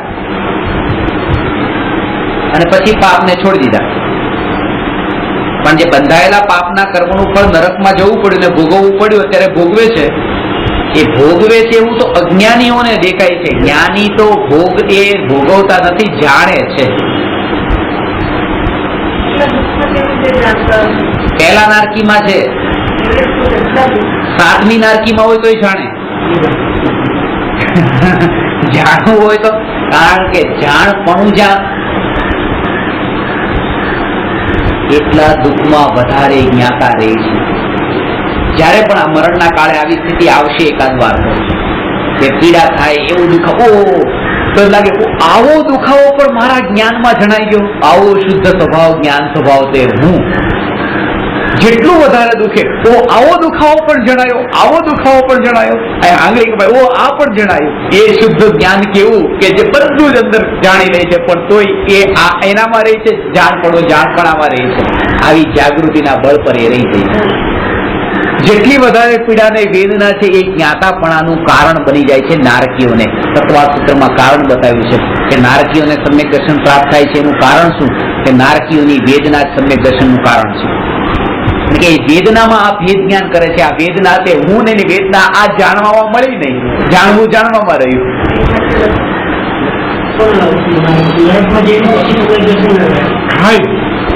ક્યારેય ન થયું હોય અનાદિકાળથી નવીન સમ્યક દર્શનની પ્રાપ્તિ 7મા નરકે પણ થાય. કારણ કે આમે 7મા નરકે તો જીવ જતો નથી, સમ્યક દર્શન પામેલો જીવ પહેલા નરક સિવાય 6 નરકોમાં જતો નથી. તો 7મા નરકમાં પણ ગુરુદેવ કહેતા સમ્યક દર્શન વિના, સાંભળો છો ને, સમ્યક દર્શન વિના ચક્રવર્તીનું પદ પણ નહીં જોઈએ, અને સમ્યક દર્શન સાથે 7મું નરક પણ મંજૂર છે. કેમ? કારણ કે સમ્યક દર્શન વિના ચક્રવર્તીનું પદ પણ અનંત દુઃખ છે, અને સમ્યક દર્શન સાથે 7મું નરક પણ સુખરૂપ છે.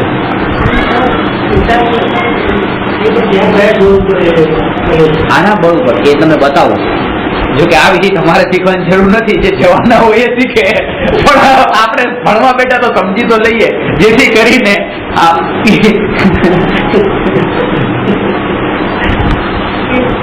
જ્યારે આદિનાથ મુનિરાજને દીક્ષા લીધી ત્યારે સાથે 4000 બીજા સાધુઓએ દીક્ષા લીધી, અને જે વાત મેં તમને પેલા કરી કે આદિનાથ ભગવાન મોક્ષે ગયા અને 4000 એ સાધુઓ 7મા નરકે ગયા. સાથે દેખાદેખીમાં લઈ રાજાઓ પાછા બધા. અને એનું પ્રત્યક્ષ દ્રષ્ટાંત છે કે ત્યાં જે મળ્યું બધું લેવા માંડ્યા, વોરવા મળ્યા, આહારની વિધિ જાણતા નતા. આ મુનિરાજ આદિનાથને આ ભરત સુધી ભૂખ્યું કેમ રહેવું પડ્યું? એ જ્ઞાનીઓને રહેવું પડે, કારણ કે જ્ઞાનીઓ ગમે તેવું નથી ખાઈ લેતા, મળે તો ઘણું બધું. અજ્ઞાનીઓએ ભૂખ્યું ન રહેવું પડે, એને 2 ટાઈમ 3 ટાઈમ 5 ટાઈમ મળી જાય, કારણ કે બધું ખાવું હોય ખેતરાપટ્ટી મળી જાય. નિયમો છે, 46 પ્રકારના અંતરાય ટાળીને આહાર લે છે. બહુ મુશ્કેલ છે, બહુ દુર્લભ થઈ જાય છે પછી આહાર મળે એમ. તો ત્યાં હવે એ તો પુણ્યના ઉદય અનુસાર છે, પણ એ વખતે ઉદય પણ એવો નતો. જયારે દીક્ષા લીધી ત્યારથી પછી એની પહેલા તો 3જો કાળ હતો, અહીંથી મોક્ષ હતો નહીં, મોક્ષે નતો, નરકે નતું. જો આદિનાથ ભગવાનથી એ મુનિરાજથી જો મોક્ષના દરવાજા ખુલ્યા તો આ 4000 સાધુઓથી નરકના દરવાજા ખુલ્યા, કારણ કે એ વખતે નરકે નતું. અને આ એક જ દેખાદેખીમાં દીક્ષા લઈ લીધી. હવે 7મા નરકે જે જીવ ગયો, પૂર્વ ભવ નું સ્મરણ સાંભળ્યું હતું, પચ્યું નતું, એ સ્મરણ પણ એને ત્યાં સમ્યક દર્શનનું કારણ બને. 3જા નરક સુધી તો વ્યંતરદેવ પણ જાય છે, અને પૂર્વ ભવના ગંતર ત્યાં જઈને પણ ઉપદેશ આપે છે. જો ઋણાનુબંધ દેવો હોય તો સ્વર્ગના દેવ પણ ત્યાં જઈને એ રીતે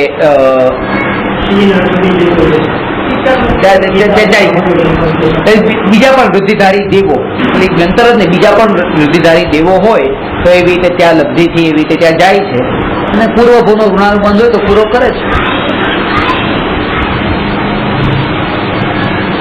અને એ ઈચ્છાથી ન થાય, એ ઋણાનુબંધ એવો હોય તો થાય, એ સહજ. એમ જ એવો જ યોગ હોય, પ્રકૃતિની વ્યવસ્થા પણ એવી જ હોય.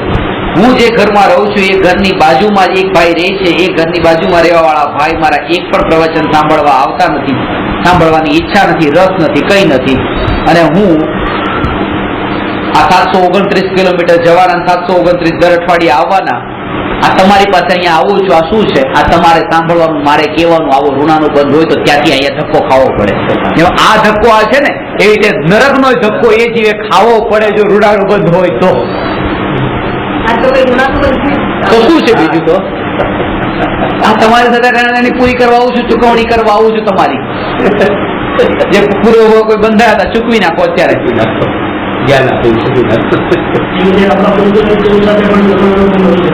આવે એટલે આવતા અઠવાડિયે નથી ચુકવણી કરવાની, નથી એ કહે તો આ એક સમયની ચુકવણી છે, જેના અંદરમાં ધારા એ ચાલતી હોય એ જ દેખાતું હોય. હું તો એ જ જાણું, આ ચુકવણી આ નથી ને, આ સ્વભાવની આજે આ કોઈ બીજા સાથે ચુકવણી કરવાની. આ તો અહીંની આટલી વાત કરી. બે વસ્તુ તમે સમજો, બે વસ્તુ. અહીંયા હું હિન્દુસ્તાનમાં રહું છું, આ મારો પાડોશી અહીંયા સાંભળતો નથી. અહીંયા હું મલેશિયા, ઇન્ડોનેશિયા, થાઈલેન્ડ જાઉં છું, ત્યાં આ ભાઈ સાંભળે છે, એનો પાડોશી સાંભળતો નથી. આ પાડોશી સાંભળતો નથી, આ પાડોશી સાંભળતો નથી. હું અહીંથી અહીંયા સુધી જાઉં છું, 2 દિવસ રોકાઉં છું, પાછું બીજા દેશમાં જાઉં છું, 2 દિવસ રોકાઉં છું, બીજા દેશમાં જાઉં છું, 2 દિવસ રોકાઉં છું. આમ કરીને આ શું કામ આ બધી ગધા મજૂરી કરવી? કેમ? એના કરતા બેસી જાવ, મારું ધ્યાન કરું આત્માનું. પણ તોય જવું પડે છે.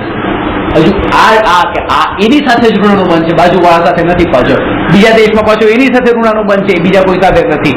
આ જો ખબર પડે ને તો એટલી જાગૃતિ રહી કે આણે મારું આમ કેમ કર્યું, તમે મારું આમ કેમ કર્યું, કાંઈ રહે નહીં. કારણ કે કઈ નથી, આ બધું જ ઉદય અનુસારે થવા વાળી ક્રિયાઓ છે.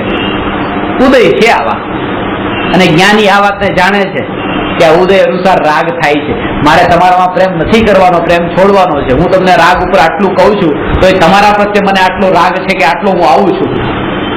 કે રાગના ઉપર જે આટલું જાણતું હોય, સમજતું હોય કે ભાઈ રાગ તો 5 પાપનો મૂળ કારણ છે, પાપનો બાપ છે, આ રાગ છોડવા જેવો છે, તો પછી આ રાગ કરીને અહીંયા શું કામ આવવાનો?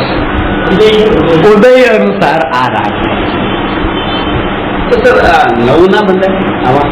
હવે આ ધારો કે જેવી રીતે તમે કહો છો કે આ જૂનું બંધન બંધાય, નવું બંધાય, પણ જો નવામાં એટલો ભાવ એવો ભળેલો હોય તો, એ જાગૃતિ જો વારંવાર રહેતી હોય કે આવું હોય તો પછી નથી બંધાય.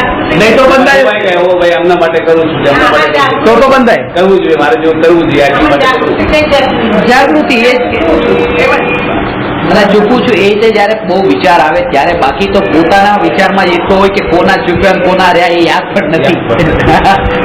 આ તો ખાલી જાણવા માટે વાત છે. કારણ કે પોતાનામાં એટલો વ્યસ્ત છે, પોતાના ચિંતનમાં એટલો વ્યસ્ત છે. નવા મતલબ રાગ પેદા ન થાય એટલા માટે આ વિચાર કરી કે મારે મનથી આવું છે, પાછું વળી જવા માટેનો આ વિચાર છે. પાછું આગળ નથી. હા.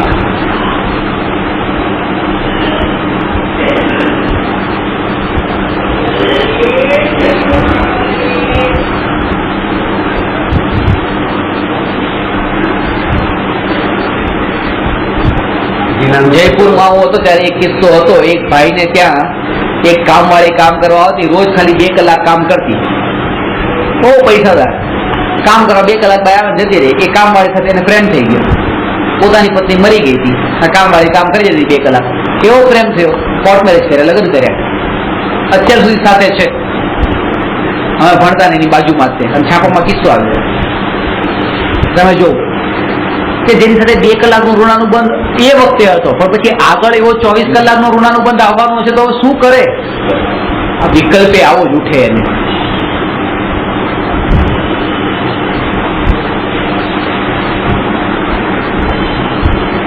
એ પદ્માવતીને ધર્મેન્દ્ર જ કેમ આવ્યા પાર્શનાથ મુનિની રક્ષા કરવા? બીજા કેમ નહીં આવ્યા? ઇન્દ્ર પણ હતા.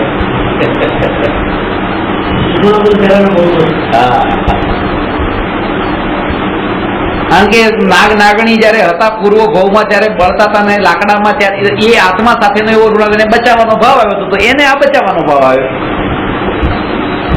મરતા હતા અંદર, બળતા હતા તો એમાંથી બહાર કાઢવાનો ભાવ આવ્યો નાગ નાગણને. એ મરીન સ્વર્ગમાં દેવ થયા, તો પછી દેવ થયા પછી એમને એવો ભાવ આવ્યો કે લાવ આમને કષ્ટ, લાવ અમે એમને રક્ષા કરવા જઈએ. ઉપસર્ગ થાય છે. આ તો ઋણાનું બંધ છે. આજ કિયા કલ પાએગા, જૈસા કરેગા વૈસા ભરેગા. બસ ચુકવણી તો કરવાની છે. Nothing is free. Buy 1 and get 2 free એ ભ્રમ છે. એ મફત નથી, એની રીતે પુણ્ય ચૂકવાય છે. ચૂકવાય છે, મફતમાં કઈ નથી. તમારું પેનડ્રાઈવ આપેલું હતું, પેનડ્રાઈવ એક બેન મેં કોમ્પ્યુટરમાં નાખ્યું, મને ઓ વાવ કેટલું સરસ પેનડ્રાઈવ છે. એ ક્યાંથી લઈ આવ્યા? મને ખબર નથી, મને તો મારા એક સ્ટુડન્ટે કીધું, ગિફ્ટમાં આપ્યું. સારું કે તમારે બધું મફતમાં બહુ મળે. મેં કીધું આ મફતમાં નથી, આના પાછળ મારા કેટલા પુણ્ય ખર્ચા.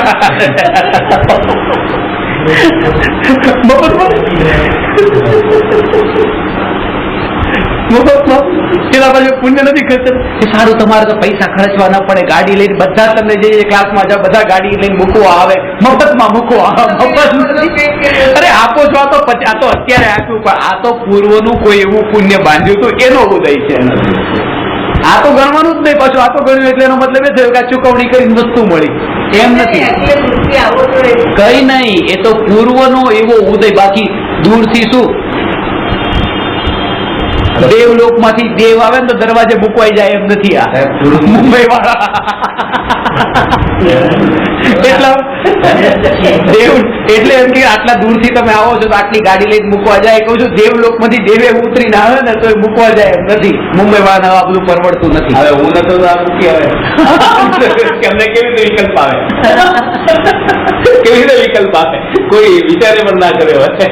ના પણ સાહેબ આજે તમને ગાડીમાં મૂકવા બી આવે છે. એક દિવસ એવો હતો કે તમને કોઈ સમજો પાણીનું બી નથી પૂછતું હતું, એનો વિકલ્પ હતો ને એ પુણ્યનો આજે ગાડીમાં એક માણસો ઉભા, આજે એ જ માણસો આવે, એ જ માણસો પહેલા બી હતા ને, પણ એ તો કઈ મળ્યા નથી ત્યાં. જમવાનું બી બિસ્કીટ ના પૈસા બી નથી આપ્યા તમને. ઉદય નહીં થતું ને આજે તમને બધું મળે છે. એટલે ગાડીમાં છોડો આવે કે મર્સિડીઝ માં આવે, પણ એ તો ઉદય નહીં થતી આવે. એટલે પોતે જ પોતાનું.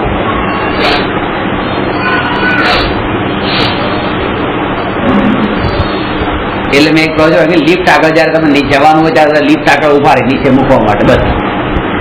પેલા એવી રીતે વળાવવા આવતા, હવે લિફ્ટ સુધી આવે.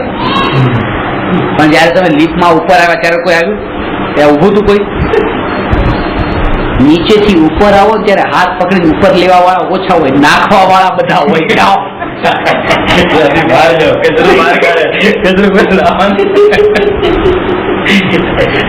બહુ ઓછા. એક પણ એવો મારો ક્લાસ નથી કે જ્યાં મારી રાહ ત્યાં લિફ્ટ આગળ જોવાતી હોય. એક પણ ક્લાસ એવો નથી કે લિફ્ટ આગળ ન આવતા હોય. માણસ લેવા કોઈ ના આવે, મૂકવા બધા મૂકવા આવે. લેવા ના. અને ખાસ કરીને મારા જે રાતના ક્લાસ હોય એમાં તો બધા આવે નિયમ. રાત ક્યાંક ન રોકાઈ જાય કારણ કે એમને રહેવાનું નથી.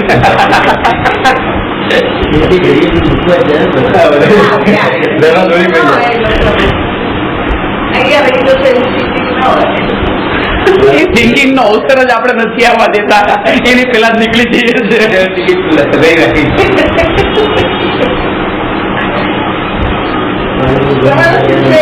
અરે હોય તમને ખબર નથી, આ ઘરના અંદર તમને કહું ને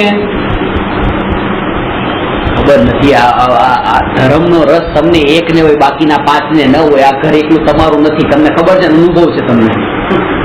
અરે બીજા બધાના વિકલ્પો અંદર ઉભા થતા હોય. હું એમ કહ્યું મારા બસ આજે એક રાત માટે ખાલી મને તમે ઊંઘવા માટે દેજો. ના એ વ્યવસ્થા નથી, કારણ કે ઘર બહુ મોટું છે. એક બેગ એ મૂકવાનું આમ કહો ને, બપોરે જવું હોય ને તેમ કે ચલો એક દિવસ આ બેગ રહેવા દેજો ને પછી કાલે હું લઈ લઈશ, સીધો એરપોર્ટ જતો રહીશ. કેટલા બાઈ કેટલી મોટી બેગ છે પેલા એ પ્રશ્ન કરશે. કેટલી મોટી છે, એમાં શું છે? હવે નાની હોય કે મોટી એમાં શું છે? જો કે એ તો ના કરે, કારણ કે એને ખબર હોય કે એમાં બધું કઈ એવું તો ના જ હોય, પણ તો કરી દે તો કરી દે, આનો ભરોસો નહીં.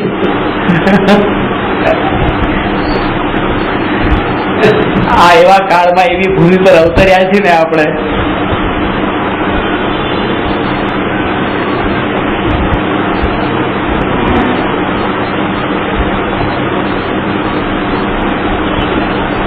જે પણ ગુનાનું બંધ છે એટલે આ બધું થઈ ગયું છે. પૂર્વ ભવના એવા સંબંધો છે, આ પૂરા થઈ રહ્યા છે. આ ઋણાનું બંધ પૂરા થઈ રહ્યા છે. આમાં હું ક્યાંય નથી, મારા વિકલ્પો કઈ કામ કરતા નથી. શું કામ કરે? કઈ ન કરે, કઈ ન કરે. તમારો પુરુષાર્થ શું? તમે નીચે જઈને ઉભા રહ્યા, ટેક્સી વાળો આવ્યો, હવે એ જ આવ્યો ને બીજા મુંબઈના લાખો ટેક્સી વાળા નહીં આવે ને એ કેમ આવ્યો? એટલી મિનિટ પછી કેમ આવ્યો? એ જ આવ્યો ને એટલી મિનિટ પછી આવ્યો. ઋણાનું બંધ ત્યારે શરૂ થયું. એટલે આ ઉદય ત્યારે આવ્યો, ઉદય આવ્યો ત્યારે એ મળ્યો. એમાં પછી કટપટ કરવા વાળા જો મળ્યા તો એવા ઉદય પાછા જો ઘણા બધા ઉદયો તો. પણ જાગૃતિ એ રહેવી જોઈએ. આમાં કોઈ જવાબદાર નથી. પોતાના પૂર્વે બાંધેલા કર્મના ઉદય આવ્યા છે, એને જાણવા એ મારો સ્વભાવ છે, બીજો મારો સ્વભાવ નથી. જેમ છે તેમ બસ એનો જ્ઞાતા રહો. ફેરફાર કરવાની કોશિશ ન કરો. નાટકની જેમ નાટક જોઉં છું, કરતા નથી બનવાનું, ફેરફાર નથી કરવાનો, જોડાણ નથી કરવાનું. સામે ચાલી રહ્યું છે, હું એને જોઉં છું. એવી રીતે જોવે ને તો ના રાગ થાય ને દ્વેષ થાય. કરવાનું અમુક વસ્તુ પડી હોય ત્યાં જીત મૂકી દો થાય એ કરવાનો ભાવ આવે, પણ એ પણ એક નાટક લાગે. એ પણ એક નાટક લાગે. આ પણ એક નાટકનો એક એક્ટિંગ છે, અંશ છે. આ અંશ છે એનો નાટકનો. નાટક કરત હિ ફાટક ખુલત હે. એક ગામ હતું જેમાં બધા ખોટું બોલતા હતા, સાચું કોઈ બોલે નહીં. તો બધાને ગામના મુખિયાને એવો વિચાર આવ્યો કે આપણે એક કામ કરીએ, ગામમાં નાટક કરાવીએ. નાટક કોનું કરાવવાનું? કે કોઈ એવા સત્યવાદીનું નાટક કરાવીએ તો જેથી કરીને ગામના લોકો જોવે તો ખબર પડે કે આપણા દેશમાં આવા એ કોઈ થયા સત્યવાદી. કોણ? કે સત્યવાદી હરિશ્ચંદ્ર. હરિશ્ચંદ્રનું નાટક કરાવો તો બધા જોશે તો કંઈક તો 10% ફરક પડે. તો નક્કી કર્યું. પછી વિચાર કર્યો રાજા હરિશ્ચંદ્રનો રોલ કોણ કરે, કારણ કે એકાદો તો સાચું બોલવા વાળો હોવો જોઈએ. બધા જ ખોટા ભેગા થયા છે. તો એક માણસ જે ઓછું ખોટું બોલતો હતો એને તૈયાર કર્યો અને એક્ટિંગ કરાવવાની પ્રેક્ટિસ કરવાનું કીધું કે આમ કરજે, આમ બોલવાનું છે, આમ બોલવાનું છે. નાટક શરૂ થયું. બધા નાટક જોતા હતા. પછી પેલા તો રાજા છે, રાજા હરિશ્ચંદ્ર છે. ધીરે ધીરે રંગ હરિશ્ચંદ્ર થતા જાય છે. પછી પોતનીને છોકરાને પોતાને વેચવાનો અવસર આવે છે. એ બધું જોવે છે. બધાની આંખમાં આંસુ. નાટક જોતી જોતા બધાની આંખમાં આંસુ. એક સ્ત્રી, આમ સ્ત્રી સ્વભાવથી કોમળ હોય, નાટક જોતા ત્યાં રડવા લાગે. સામે ચાલતું હોય એના અંદર એવી ભળી જાય. એક સિરિયલો જોતા હોય સાંજના તો આંખમાં આંસુ આવી જાય. પિક્ચર જોતા હોય કોમળ હૃદય. આ કઠોર સ્ત્રી રડે નહીં એટલે એની બાજુમાં પણ બેસવા વાળી, આ બાજુ બેસવા વાળી આને જોવે છે કે આમ નામ ચૂપચાપ જોવે છે, આને કઈ થતું નથી. તો એને કીધું કે તું જોવે છે ને, આ જો રસ્તા ઉપર હારી ગયા કે. તો એને જવાબ આપ્યો કે આ જેટલા રડે છે એ લોકો છે જયારે આ રાજા હતા ને ત્યારે આ બધા હસતા હતા, એટલે આ રસ્તા ઉપર આવી ગયા છે, એટલે આ રડે છે. હું એવી છું કે આ રાજા હતા ત્યારે હસી નથી, એટલે રસ્તા ઉપર આવ્યા તો પણ હું રડતી નથી. કારણ કે હું જાણું છું આ રાજા પણ નથી, ના રંગ પણ નથી, અમારા હસબન્ડ છે, એક્ટિંગ કરે છે. હું એક્ટિંગ તરીકે જોઉં છું, નાટક રૂપે જોઉં છું. અસલી જોડાણ નથી એમાં કે આ રાજા, આ રંગ. એવી રીતે જો આને જોવામાં આવે કે આ બસ એક એક્ટિંગ છે.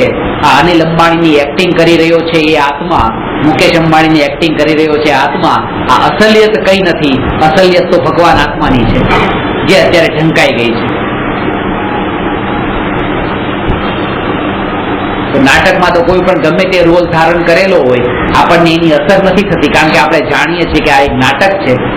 નાટકનો અર્થ જ એ છે કે ટેમ્પરરી, પરમાનન્ટ નહીં.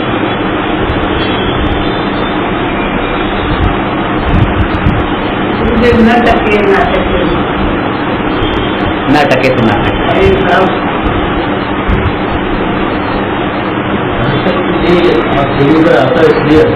એમાં મારા વડે આવું બધું થાય તો કોઈને એના ઉપર ગુસ્સો બી આવે, એમાં બી તમને ગુસ્સો થાય. અરે 100% થાય. કઈ લેવા દેવાનો છતાં એના ઉપર ગુસ્સો થાય. અપ્રયોજનભૂત વસ્તુ છે જેમાં તમારે કઈ કરવાનું નથી, છતાં પણ તમે કરો છો કે રાજ્ય કરો છો એટલે તમારે. ટીવી ઉપર એ દ્રશ્ય આવે છે, હીરો વિલન ને મારે છે, માર જી માર માર માર, એ જે દ્રશ્ય આવે છે એમાં કોઈ પ્રયોજન નથી. કેટલાય વિલનો માર ખાય, કેટલા હીરો એને મારે, કેટલા હીરો પણ માર ખાય, બધું આવે. અમિતાભ બચ્ચન કુલીવા જયારે વાગ્યું, કેટલી વાર એને રોલ કર્યા, કેટલી વાર વિલનોએ માર્યા, કેટલી એ જ વિલન કેટલો ફેમસ થઈ ગયો આ ઋણાનુબંધ ના કારણે. એવો જ ઋણાનુબંધ એની સાથે કે આવા તો કેટલા કેટલા કિસ્સાઓ, કેટલી કેટલી ઘટનાઓ બનતી હોય, ઘટતી હોય.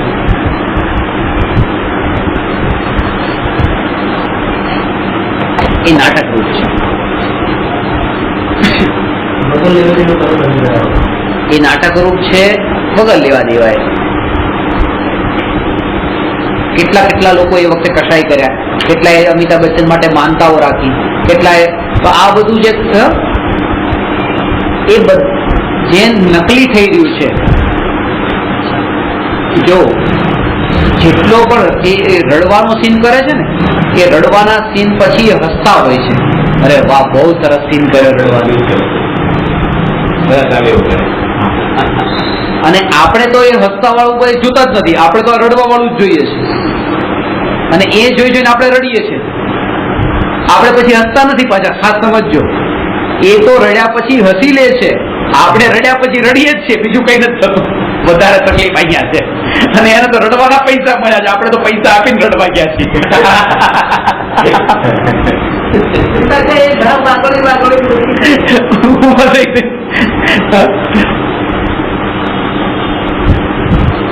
એ નકલી છે બધું. પણ એક વાત ધ્યાન રાખવી કે નકલીને દેખીને જે કશાય અહીંયા થાય છે એ અસલી છે, ને કર્મ બંધાય છે તે અસલી છે, એ નકલી નથી. એ એક્ટિંગ નથી, એ રિયલ છે. પેલી એક્ટિંગ છે, આ રિયલ છે. કારણ કે ભાવો રિયલમાં થયા છે, એ ખાલી એને એક્ટિંગ નથી કરી ભાવોમાં. પણ તો ગમે છે. જીવને રડવું પણ સુખરૂપ લાગે છે, આનંદરૂપ લાગે છે, ત્યારે તો રડે છે. અને કોઈ રડવા વાળા મૂવી વધારે ગમતા હોય. એ કેમ ગમે છે? કારણ કે રડવામાં પણ એને સુખ લાગે છે.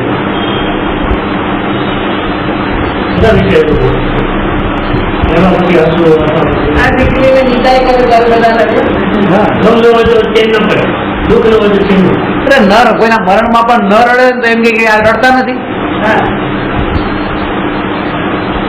ન રડે તો. હા, મારા નજીકના પરિવારમાં માનો કે કોઈનું મરણ થાય ને હું ન રડવું આવે જ નહીં, એટલે મોટા ભાગના એમ સમજે કે અમને ખુશ થયા લાગે છે, અમને કઈ અસર નથી થઈ, અમને કઈ એવું કઈ નથી. એટલે મને કેટલાય લોકો આ મને સજેશન આપે. કારણ કે મારા જીવનમાં મારી આંખમાં એક આંસુ ક્યારેય કોઈના મરણ વખતે નથી આવ્યું. કોઈ પણ નજીકનું પણ મળ્યું, દાદા દાદી બધા નહીં. પહેલેથી નાનો ત્યારે ખબર નથી પડતી, અને જ્યારથી ખબર પડવા માંડી મરણ કોને કહેવાય, ત્યારથી એ જ ખબર પડી કે મરણ એ તો સ્વભાવ છે. મરવામાં આંસુ ન આવે. કારણ કે એ વાત ખોટી છે, આ વાત ખોટી છે. જો મરણ લાગે તો રડવું આવે, પણ મર્યા નથી તો પછી વાત કેવી રડવું આવે છે? જીવતો છે, મર્યો ક્યાં છે? ક્યાં છે? તમને દેખાતો નથી, તમારો સ્વાર્થ પૂરો થઈ ગયો એટલે તમે સ્વાર્થથી રડો છો, એના મરવાથી થોડા રડો છો. હવે તો કેટલાય મરે છે. એટલે મને સજેશન ઘણા આપે, તમે એક કામ કરજો ને આવા મરણના પ્રસંગમાં તમારા સાથે આવો કે ખોટું રડી લેજો કે થોડીક વાર પ્લીઝ રડજો ને કે નહીં તો કે પાછળથી અમારે સાંભળવું પડશે તમે સાથે આવ્યા રડાય નથી. હવે જે રડવું ન આવે તો રડાય કેવી રીતે, અને જે રડતા હોય એને બંધ કરાય કેવી રીતે? પાછા કશાય જેને ન હોય એને કશાય વાળો ન કરાય, કશાય હોય એને કશાય બંધ ન કરી શકાય. એ જ જ્ઞાની માટે કહે છે કે જ્ઞાનીને ઉદયમાં હજી એવા કશાય છે કે જેના કારણે રાગ થઈ જાય છે, પણ એ રાગ અનંતાનુબંધી વાળો નથી હોતો, એટલે એનું લંબાણ નથી ચાલતું. પ્રશ્ન નંબર 265 છે.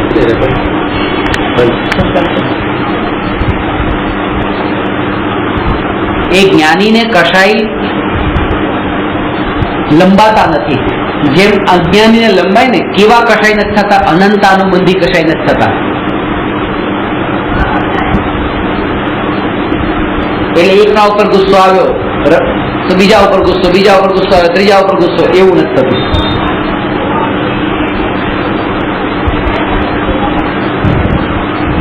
પેલું દર્શન મેં તમને આપ્યું કે રમેશ ઉપર ગુસ્સો છે તો સુરેશ ઉપર ગુસ્સો, સુરેશ ઉપર ગુસ્સો છે રમેશની માં ઉપર ગુસ્સો, એના કારણે એટલે એકના ઉપર ક્રોધ આવે તો બીજા ઉપર ક્રોધ આવે ત્રીજા ઉપર. તમારા ઉપર ક્રોધ હોય, તમારી રસ્તામાં ગાડી છે તો ગાડી પર ક્રોધ, મોટું કેવી રીતે? એક રમેશભાઈ ઉપર ગુસ્સો હોય અને દુકાન પર વસ્તુ ખરીદવા માટે ગયા, રમેશ જનરલ સ્ટોર નથી લેવી, હા રમેશના નામની દુકાન. એટલો અંદરમાં ક્રોધ ભરેલો. જો તમને ન આવતો તો સમજવું કે આવો કશાય એટલો તીવ્ર નથી, બાકી આવી તીવ્રતા આત્મામાં પડેલી હોય છે ત્યારે તો શાસ્ત્રમાં બતાવી છે. એ દ્રષ્ટિકોણથી ન હોય તો બીજા દ્રષ્ટિકોણથી હોય, પણ પડી છે.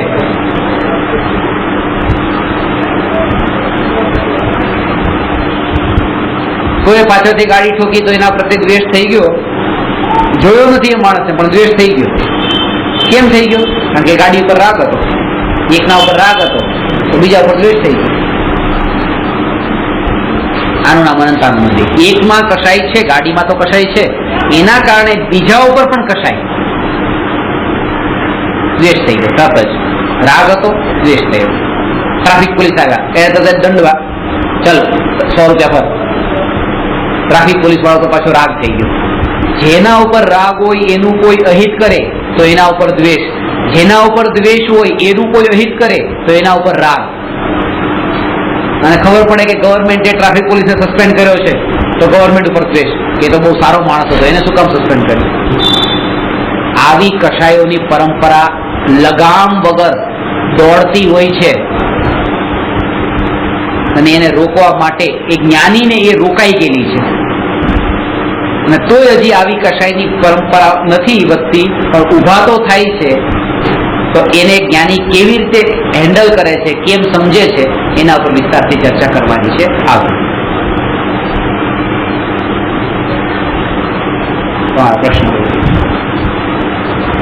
નમો અરહંતાણમ નમો સિદ્ધાણમ નમો આયરિયાણમ નમો ઉવજ્જાયાણમ નમો લોહી સર્વસા